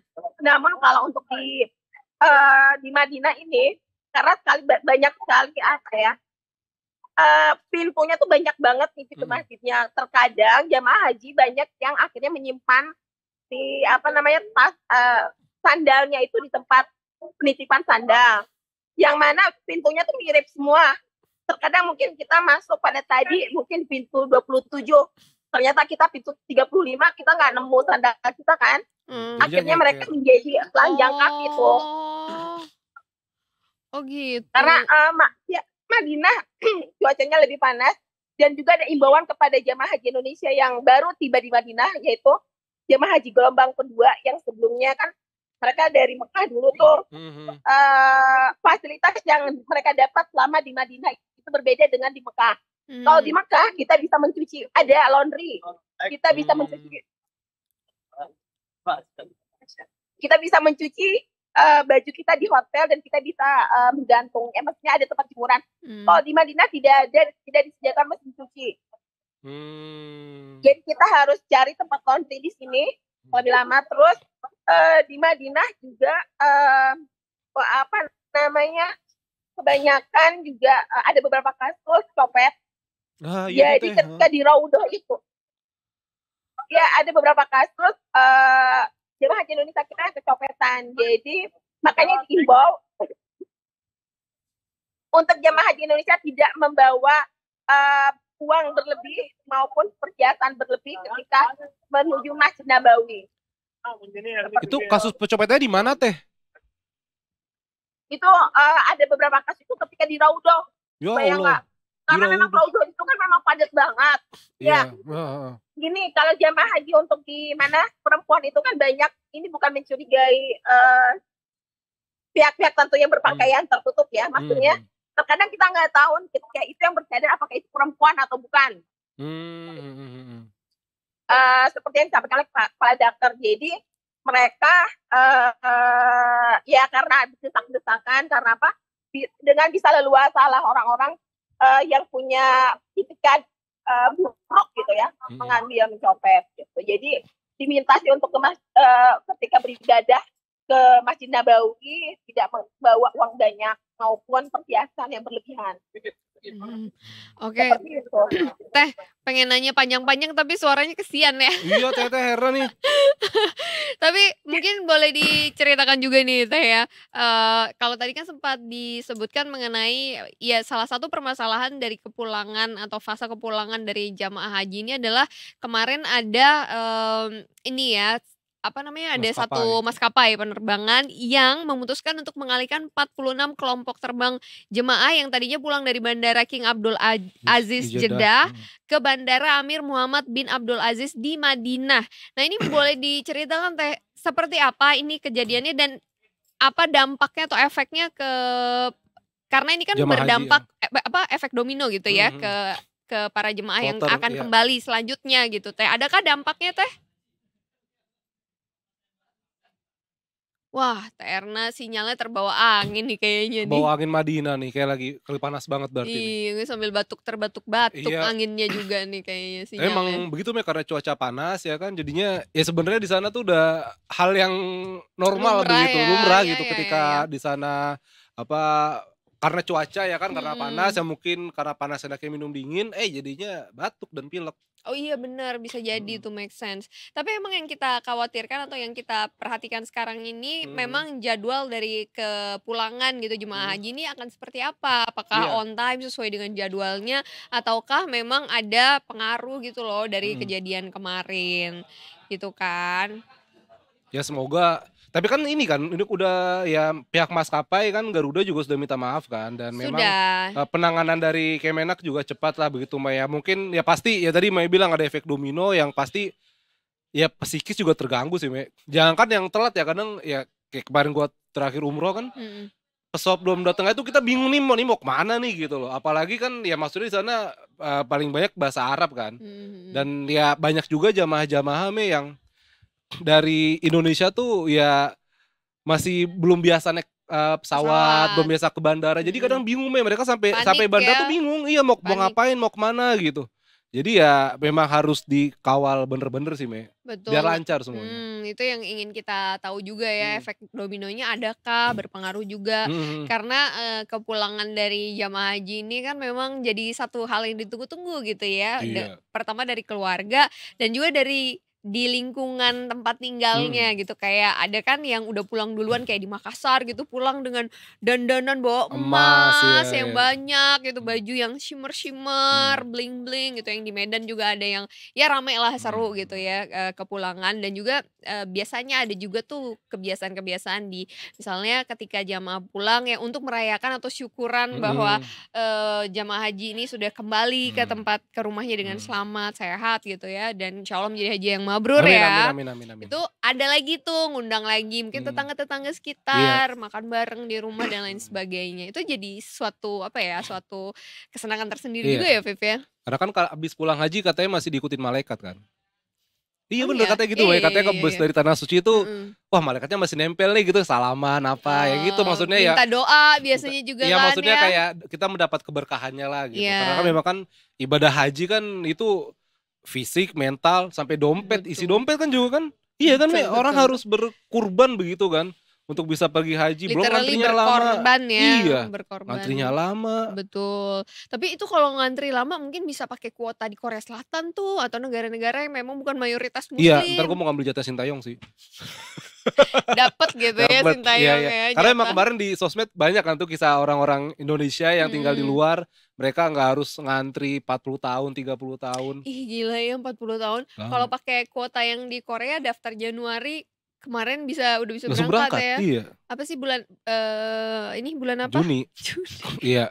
Kenapa nih mau? Lupa lagi gue bulan apa. Maya masih kepikiran melebur emas The Tickers. Tolonglah kalau yang punya kenalan. Ya ampun. Gitu, gue lupa tanggal, gue lupa hari, gue lupa bulan.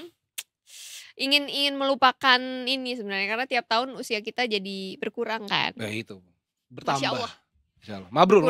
Berkurang jatahnya. Ini Teh Herna masih bisa, tapi udah Teh Herna kasihan lagi batuk. Iya, lagi batuk. Gak tega kadang. Ya.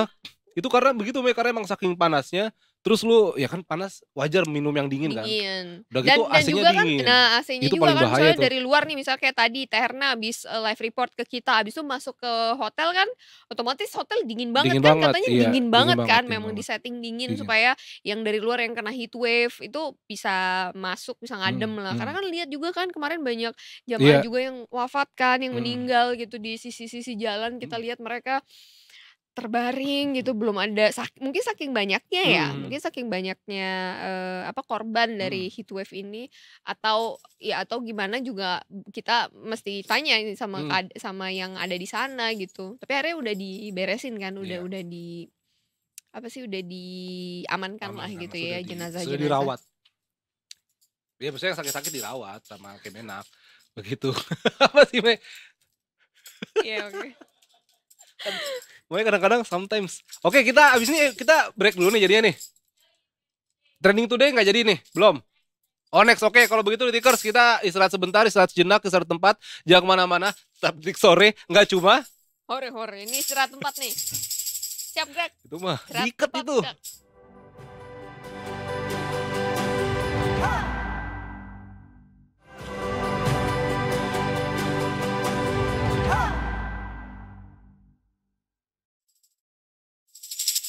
Yes, kita masih di sini The Tickers, masih semangat sampai jam 6 nanti kita temenin kalian semua di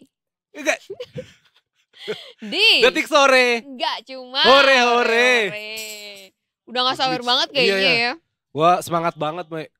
Apa yang membuat lo semangat hari ini, Viv? Semangat untuk memberantas orang-orang yang suka judi online. Aduh, apa yang akan lo lakukan kalau lo jadi orang yang punya wewenang untuk memberantas judi online? Yang pasti pertama jangan dikasih bansos. Untuk memberantas. Ya pertama aja kasih bansos karena biar nanti mereka enggak manja. Iya bukan merekanya kan yang dapat bansos, iya, kan keluarganya. Korban. Iya tetap aja gimana gitu. Iya pasti untuk memberantasnya. Coba berikan kasih informasi, kasih bantuan ke pemerintah, bantuin mikir. Tapi sebelum gue bantuin mikir, Tickers ini ternyata ini bikin gue sangat mengelus dada sendiri kebetulan. Jadi 82 anggota DPR RI diduga terlibat judi online dilaporkan ke MKD Mahkamah Kehormatan Dewan.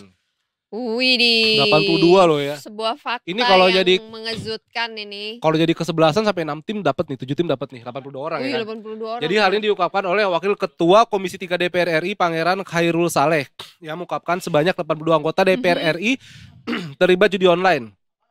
Dan itu nanti oleh PPATK ini lagi proses Mbak, ini beritanya kemarin Kamis dan ini akan diproses The Tickers ke depannya gitu. Ini orang-orangnya yang 82 ini akan diproses. Akan diproses ya mungkin akan mengenai sanksi ya. Ya tentu kita berharap mending dicabut aja lah ya enggak? Apanya? Ya cabut aja jabatannya, di-outin, iya. Karena kan memang ya maksudnya bukannya gimana ya kan namanya judi online kan pakai duit siapa-siapa aja kan. Kita nggak tahu juga ya pakai duit siapa ya. Iya, jangan sampai pakai duit rakyat. Wih, ngeri banget. Nggak bakal tapi gue yakin DPR kita pasti bagus kok bisa. Takut. Top. Takut. Terus? Takut. Dan ini ada 63.000 transaksi dari 82 anggota. Itu dalam kurun waktu berapa lama? Ini belum dijelasin sih ulang kapan. Cuma nih emang datanya sih ya sedang dikumpulkan, pokoknya. Sedang dikumpulkan. Dan ini pelan-pelan udah mulai kebongkar kan. Karena memang bangkai yang lama-lama disimpan bakal tercium. Oke. Ini ngomong-ngomong juga soal judi online ya. Apa tuh? Itu gak cuman anggota apa tadi DPR ya. Siapa lagi, Me? Bahkan di jajaran yang terkecil gitu ya, di lingkup yang terkecil aja, Kades, kepala desa di Brebes itu 3 tahun tilep dana desa hampir 1 M itu untuk judi online. Sedih gak?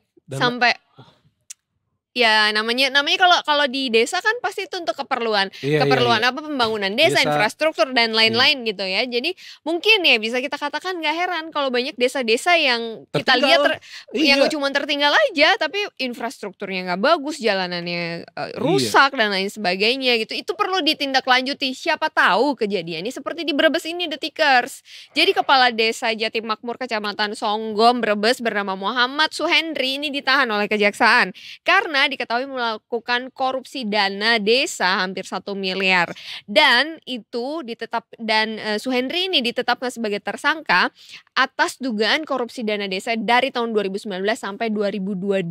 Dan dalam kurun waktu tersebut ya kurang lebih 1 miliar lah dia sudah bisa mendapatkan keuntungan gitu ya. Dan katanya juga nih ya, korupsi Suhendri ini berasal dari pengelolaan keuangan desa. Terus dari hasil temuannya dana desa yang hampir 1 M ini berasal dari penyertaan modal BUMDes. Ada pokoknya dari berbagai pemasukan dari masyarakat lah gitu intinya. Macam-macam gitu ya. Dan ini memang dia mengakui nih, si pelaku ini mengakui kalau menggunakan uang korupsi itu untuk judi online. Berupa slot dan juga judi di Singapura, trading. Aduh, ini apa alasan dibalik dia melakukan ini? Apakah uangnya dibalikin lagi ya? Tapi kalau dibalikin tetap aja jatuhnya duit haram ya. Mohon maaf nih, Indonesia Emas 2045 apa kabar ntar? Kalau yang sekarang judi-judi online begini semua, Mai. Padahal kita kemarin sempat bahas kan, kenapa sih orang suka kejadian judi online ya kan? Karena yang pertama, ente mau jadi kibulin sama mesin. Iya kan, slot itu kan pakai mesin kan. Maksudnya terus pasti pertama tuh dikasih menang, kasih enak dulu lah. Kasih enak lah, ntar lama-lama baru susah. Apa bedanya sama narkoba? Bener. Tapi mungkin memang alasan, kalau kita kemarin juga ada narsum kita juga kan, kita membahas judi online juga. Salah satu alasannya ya emang malas kerja, pengen dapet duit cepat, instan. Terus juga ya ada juga mungkin salah satu pengaruhnya adalah adrenalin rush yang dirasakan ketika wah ini nih masang sini beli wah, apa segala Singapura macam. Nih ya kan. Aduh. Gak gitu juga di Bang Ali. Singapura ada kasino gak sih? Ada ya? Ada, Singapura ada. Malaysia juga ada, genting Highland ada. Oh, pernah gak ke sana? Ya lewat doang. Masuk pernah gak? Ya, gak enak nih, gue copot sendal dulu, gak enak, takut lantainya kotor.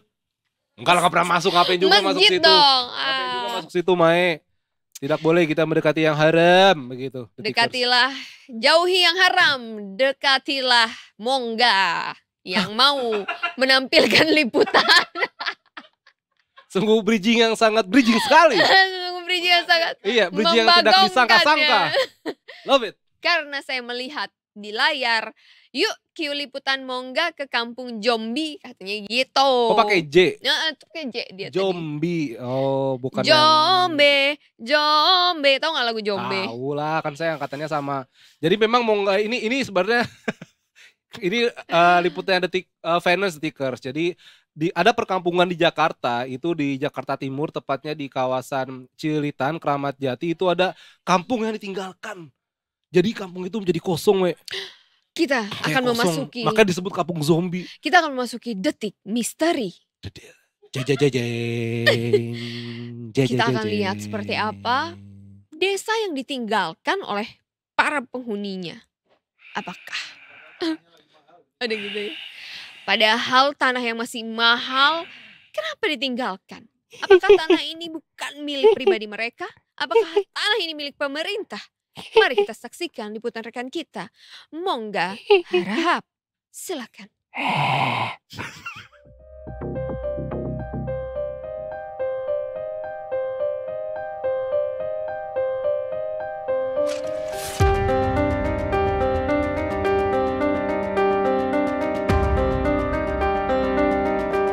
Seperti di film-film zombie, daerah ini ditinggalkan penduduknya. Bahkan katanya ketika banjir tingginya bisa sampai dengan 7 meter. Apa yang terjadi di kampung zombie?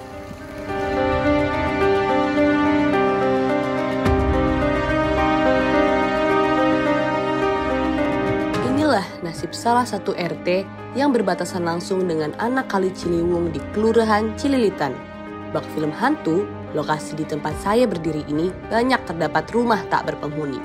Kepada saya, Nur Hidayat, Ketua RT 6, menjelaskan lebih lanjut cerita di balik hengkangnya para warga di wilayahnya.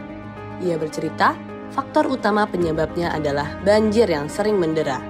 Bukan hanya di musim hujan saja, Nur mengaku air bisa datang sewaktu-waktu. Oleh karena masalah yang urung ada solusi, perlahan-lahan para warga pun beranjak pergi. Semenjak 90-an ke sini, 96 lah. Udah mulai tuh was-was. Kurang-kurang ada perubahan lagi. Masih sempat banyak kontrakan, cuman ya karena keseringan banjir ya udah nggak ada lagi aktivitas aja. Coba boleh ceritain di sini pernah banjir 7 meter gitu Pak? Ya karena banjir kiriman juga, terus hujan intensitas tinggi juga hampir seharian deh, hampir 7 meter tuh banjir tuh. 2007, 2014 yang sampai 6 bulan kita ngungsi nggak pulang.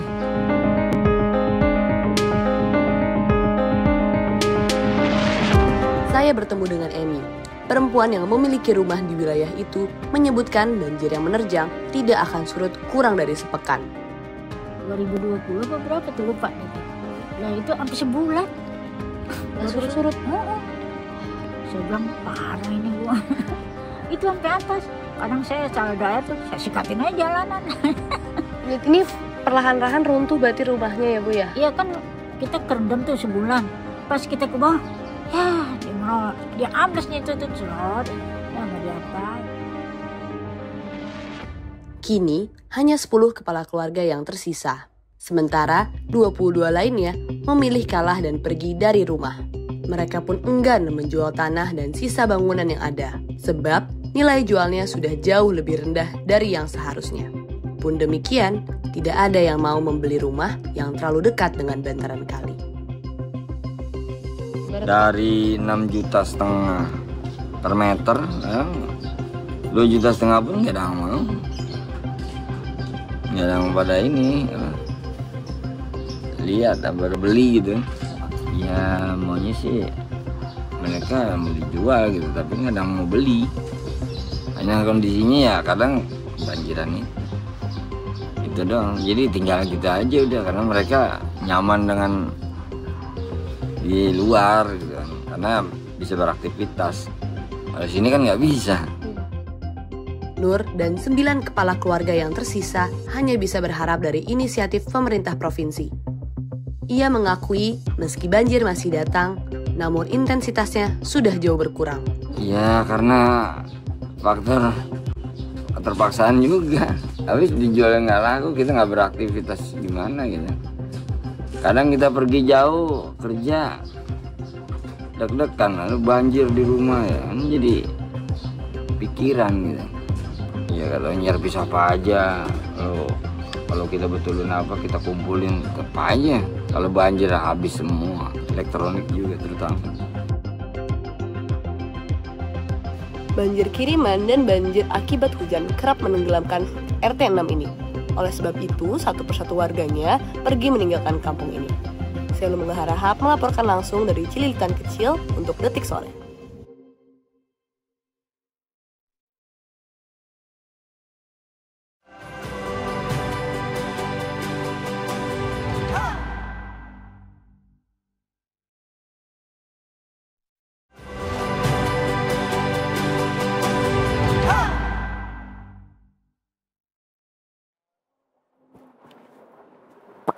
Kembali lagi Detik Sore. Gak cuma hore-hore.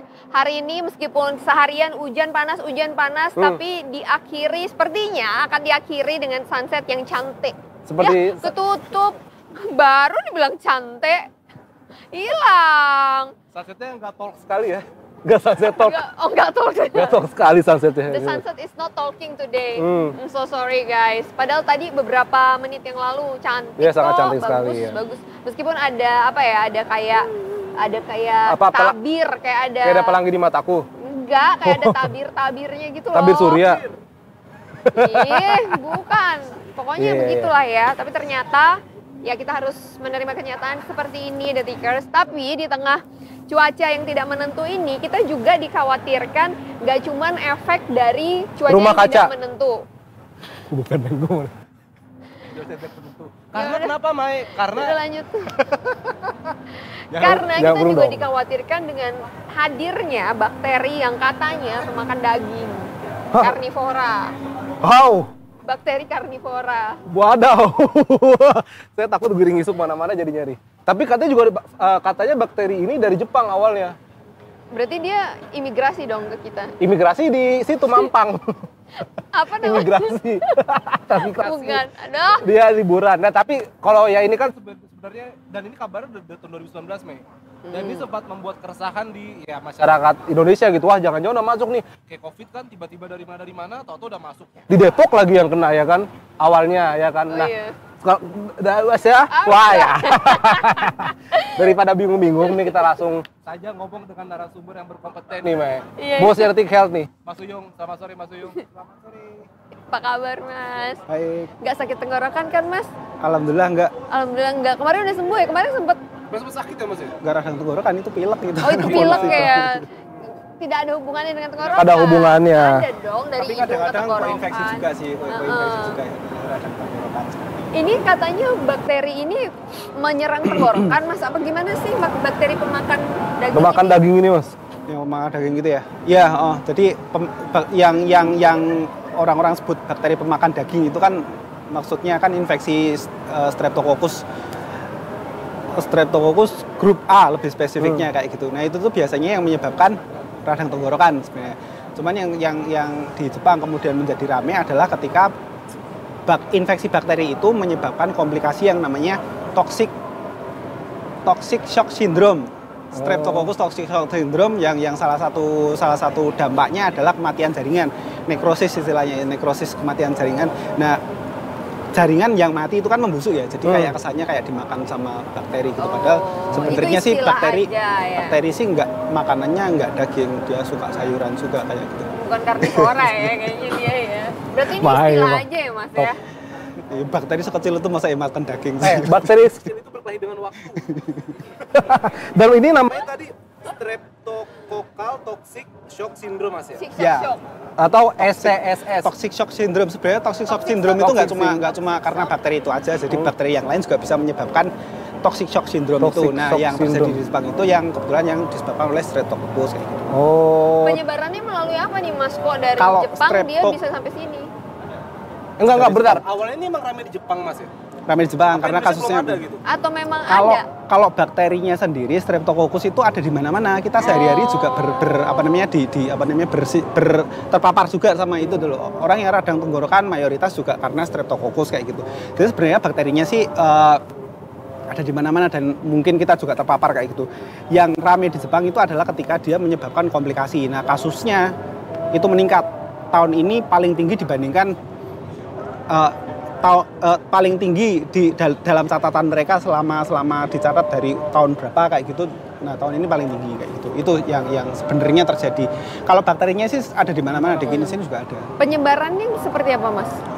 Ya, seperti halnya bakteri pada umumnya sih, bakteri di pernapasan itu kalau droplet cairan pernapasan pas batuk atau pas apa ini kayak gitu. Nah, itu menularnya lewat itu. Sama kalau misalnya infeksinya selain Streptococcus ya misalnya bakteri yang lain kayak gitu. Luka kayak gitu juga bisa menularkan cairan-cairan. Dan di Jepang ini udah ada yang meninggal, Mas? Kalau sampai shock syndrome itu, toxic shock syndrome itu kemungkinan meninggalnya besar. Jadi dari datanya ya dari 10 pasien gitu 3 meninggal itu paling enggak. Nah, dari 10 3 meninggal. Ini ya. Ini cuplikannya Detikers ya? meninggal orangnya, maksudnya kalau jaringan kalau kematian jaringan itu beda lagi salah satu komplikasinya gitu. Kalau kematian jaringan itu misalnya infeksinya di kaki gitu, nah kakinya membusuk gitu dan harus diamputasi, itu nekrosis namanya.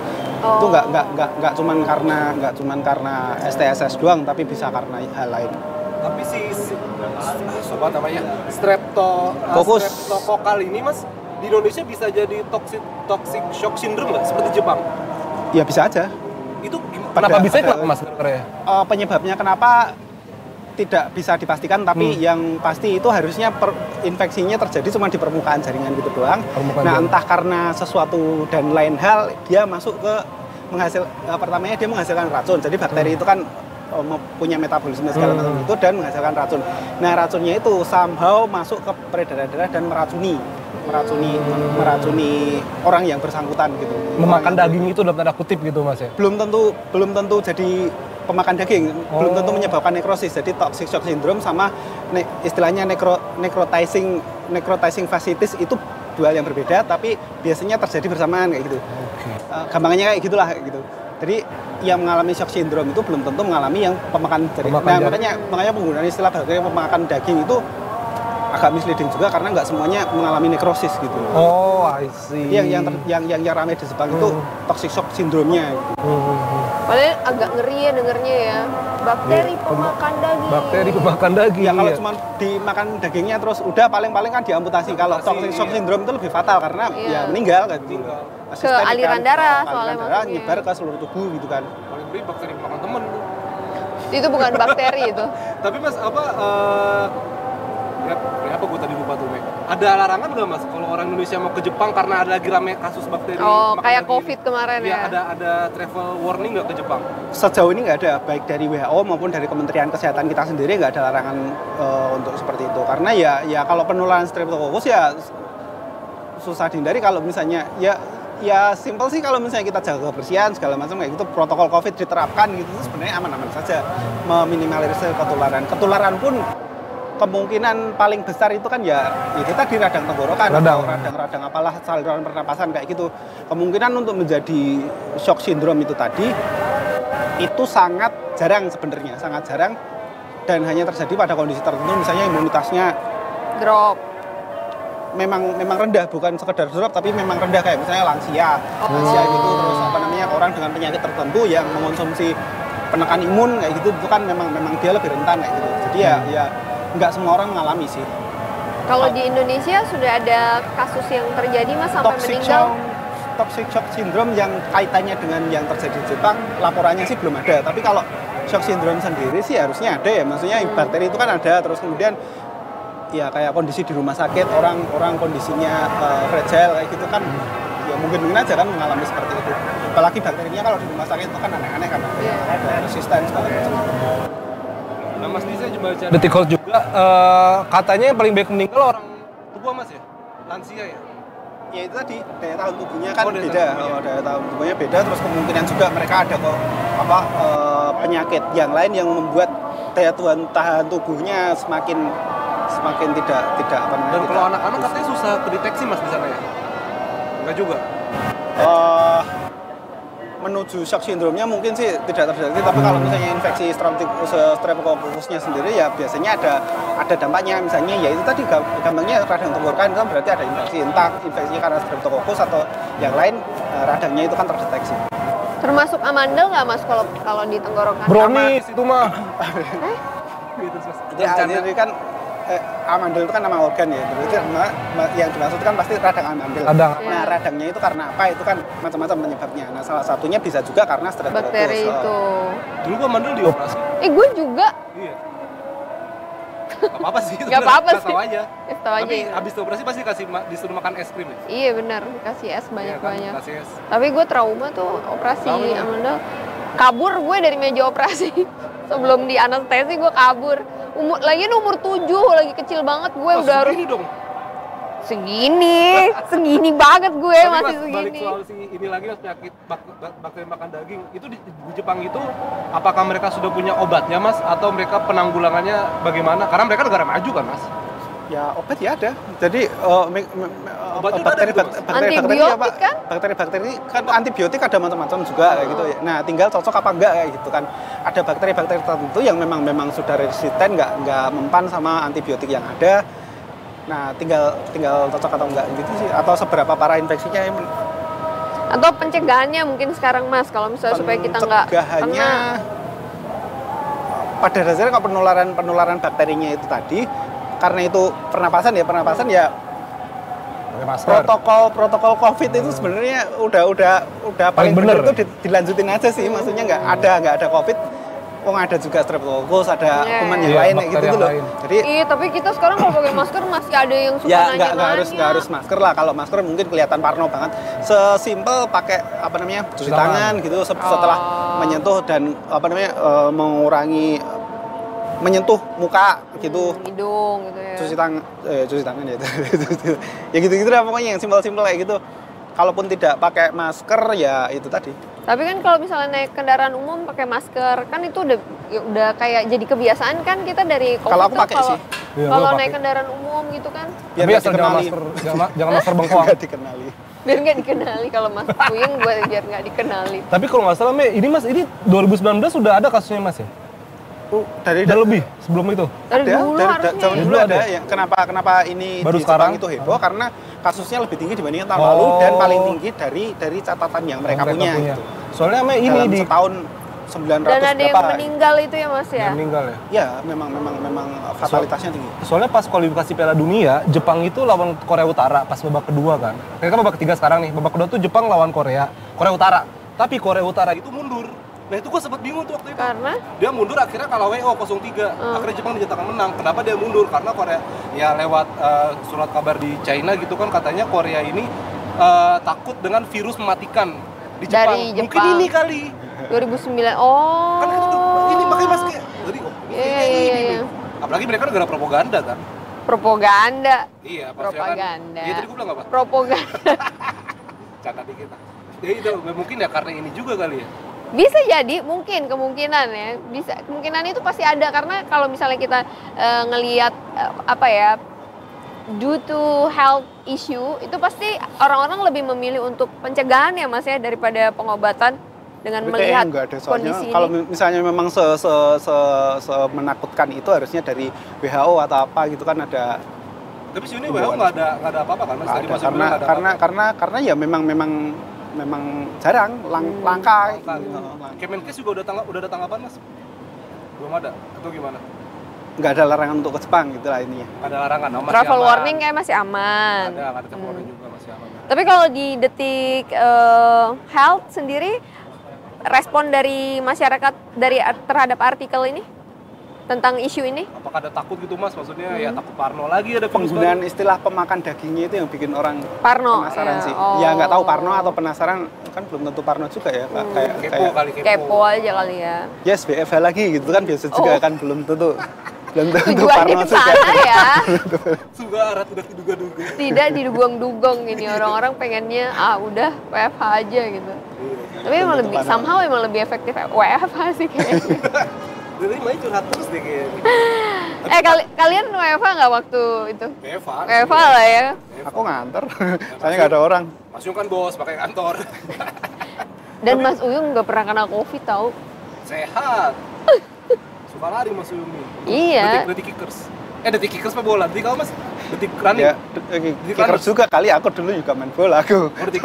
Sebelum jadi bola. Ada detik kickers? Ada komunitas kita. Ekskulnya banyak kita. Ada ekskulnya. Iya. Ada ekskulnya. Badminton. Oke. Good to know. Baru tahu gue. Mas, tapi berarti kalau begitu masyarakat pertama nggak usah panik ya Mas ya? Katanya nggak usah panik. Nggak usah panik. Kita nggak usah panik dan ya itu menerapkan protokol COVID lagi Mas. Protokol kesehatan ya intinya jangan jorok aja sih, bersih-bersih gitu. Tapi Mas kalau orang-orang di kadang-kadang netizen suka mengkait-kaitkan wah jangan-jangan Jepang ada virus baru karena suka makan sushi ini makan yang mentah-mentah. Gitu kan ada cocokologi gitu sih Mas. Konspirasi, teori konspirasi ya. Apa pepesan kosong aja kali itu Mas? Pepesan kosong. Ya bisa aja, tapi enggak kan. maksudnya bataknya juga ada di sini gitu. Bukan berasal dari makanan mentah ya Mas ya? Bukan, dari pernapasan. Pernapasan. Gitu. Tapi udara, kalau misal kita berbicara kualitas udara nih di Jepang, itu kalau dibanding sama Indonesia jauh lah ya. Bagus lah ya di Jepang ya Mas ya. Mereka pembangkit listriknya pakai nuklir, kita masih batubara, jadi ya beda. Udaranya bersih, sampah nggak sembarangan. Tapi nggak ada kaitannya sama itu sih, karena bukan airborne, jadi apa namanya, bukan karena polusi terus kemudian jadi kayak gitu. Karena bakteri Mas ya? Itu menularnya kayak misalnya kontak sangat dekat gitu, misalnya kalian sebelahan kayak gitu, yang satu batuk gitu,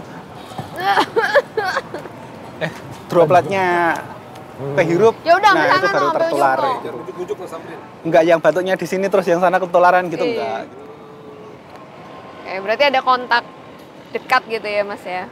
Yang paling aku batuk kayak gitu terus salaman gitu, dia terus gitu. Dimasukin ke hidungnya ya. Kalau yang batuk Ronaldo Messi beda kali ya. Iya bener ini Mas, gak apa-apa. Iya. Oke Mas, berarti masyarakat kalau gitu buang aja. Kalau begitu kita jangan panik ya Mas ya. Ada pesan-pesan lagi Mas untuk detikers biar nggak panik, biar tetap hidup sehat gitu Mas? Baca Detik Health biar pantau update-nya. Baca Detik Health, Detikcom.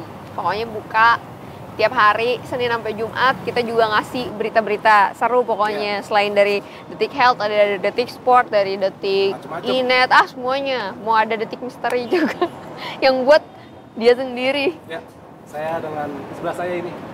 Ih, takut banget. Sumpah takut banget. Oh iya, saya. Pikiran si Ai. Parah banget. Wah, belum tahu deh cerita horor lantai 9. Mas Uyung, makasih banyak udah mencuri waktunya kita nih. Mencuri waktunya. Pokoknya nanti next time Mas kalau ada kabar-kabar heboh lagi kita undang lagi Mas. Oke. Untuk meluruskan, inilah fungsinya media sebagai penyambung lidah rakyat. Oke guys, kita berjumpa lagi besok hari Senin sampai Jumat di jam yang sama. Jam berapa, Me? Jam 5:30 sampai jam 6 sore pastinya bersama kita berdua atau sama rekan-rekan kita yang lain, dan kita mau ucapin sekali lagi terima kasih Mas Uyung ya. Mas Uyung. Jangan lupa nanti minta tolong ramein tagline kita ya Mas ya. Oke, siap. Siap. Closing Mas, closing. Di sini Mas. Dan kita mau ngucapin happy weekend juga. Di mana sih ini kameranya yang bener Kita mau ngucapin happy weekend juga buat Detikers yang kalau hari ini sudah mendapatkan cuan-cuan dari informasi market review kita. Selamat berlibur dengan percuanannya. Sampai ketemu lagi Senin depan di Detik Sore. Gak cuma hore. Yeay, bye-bye.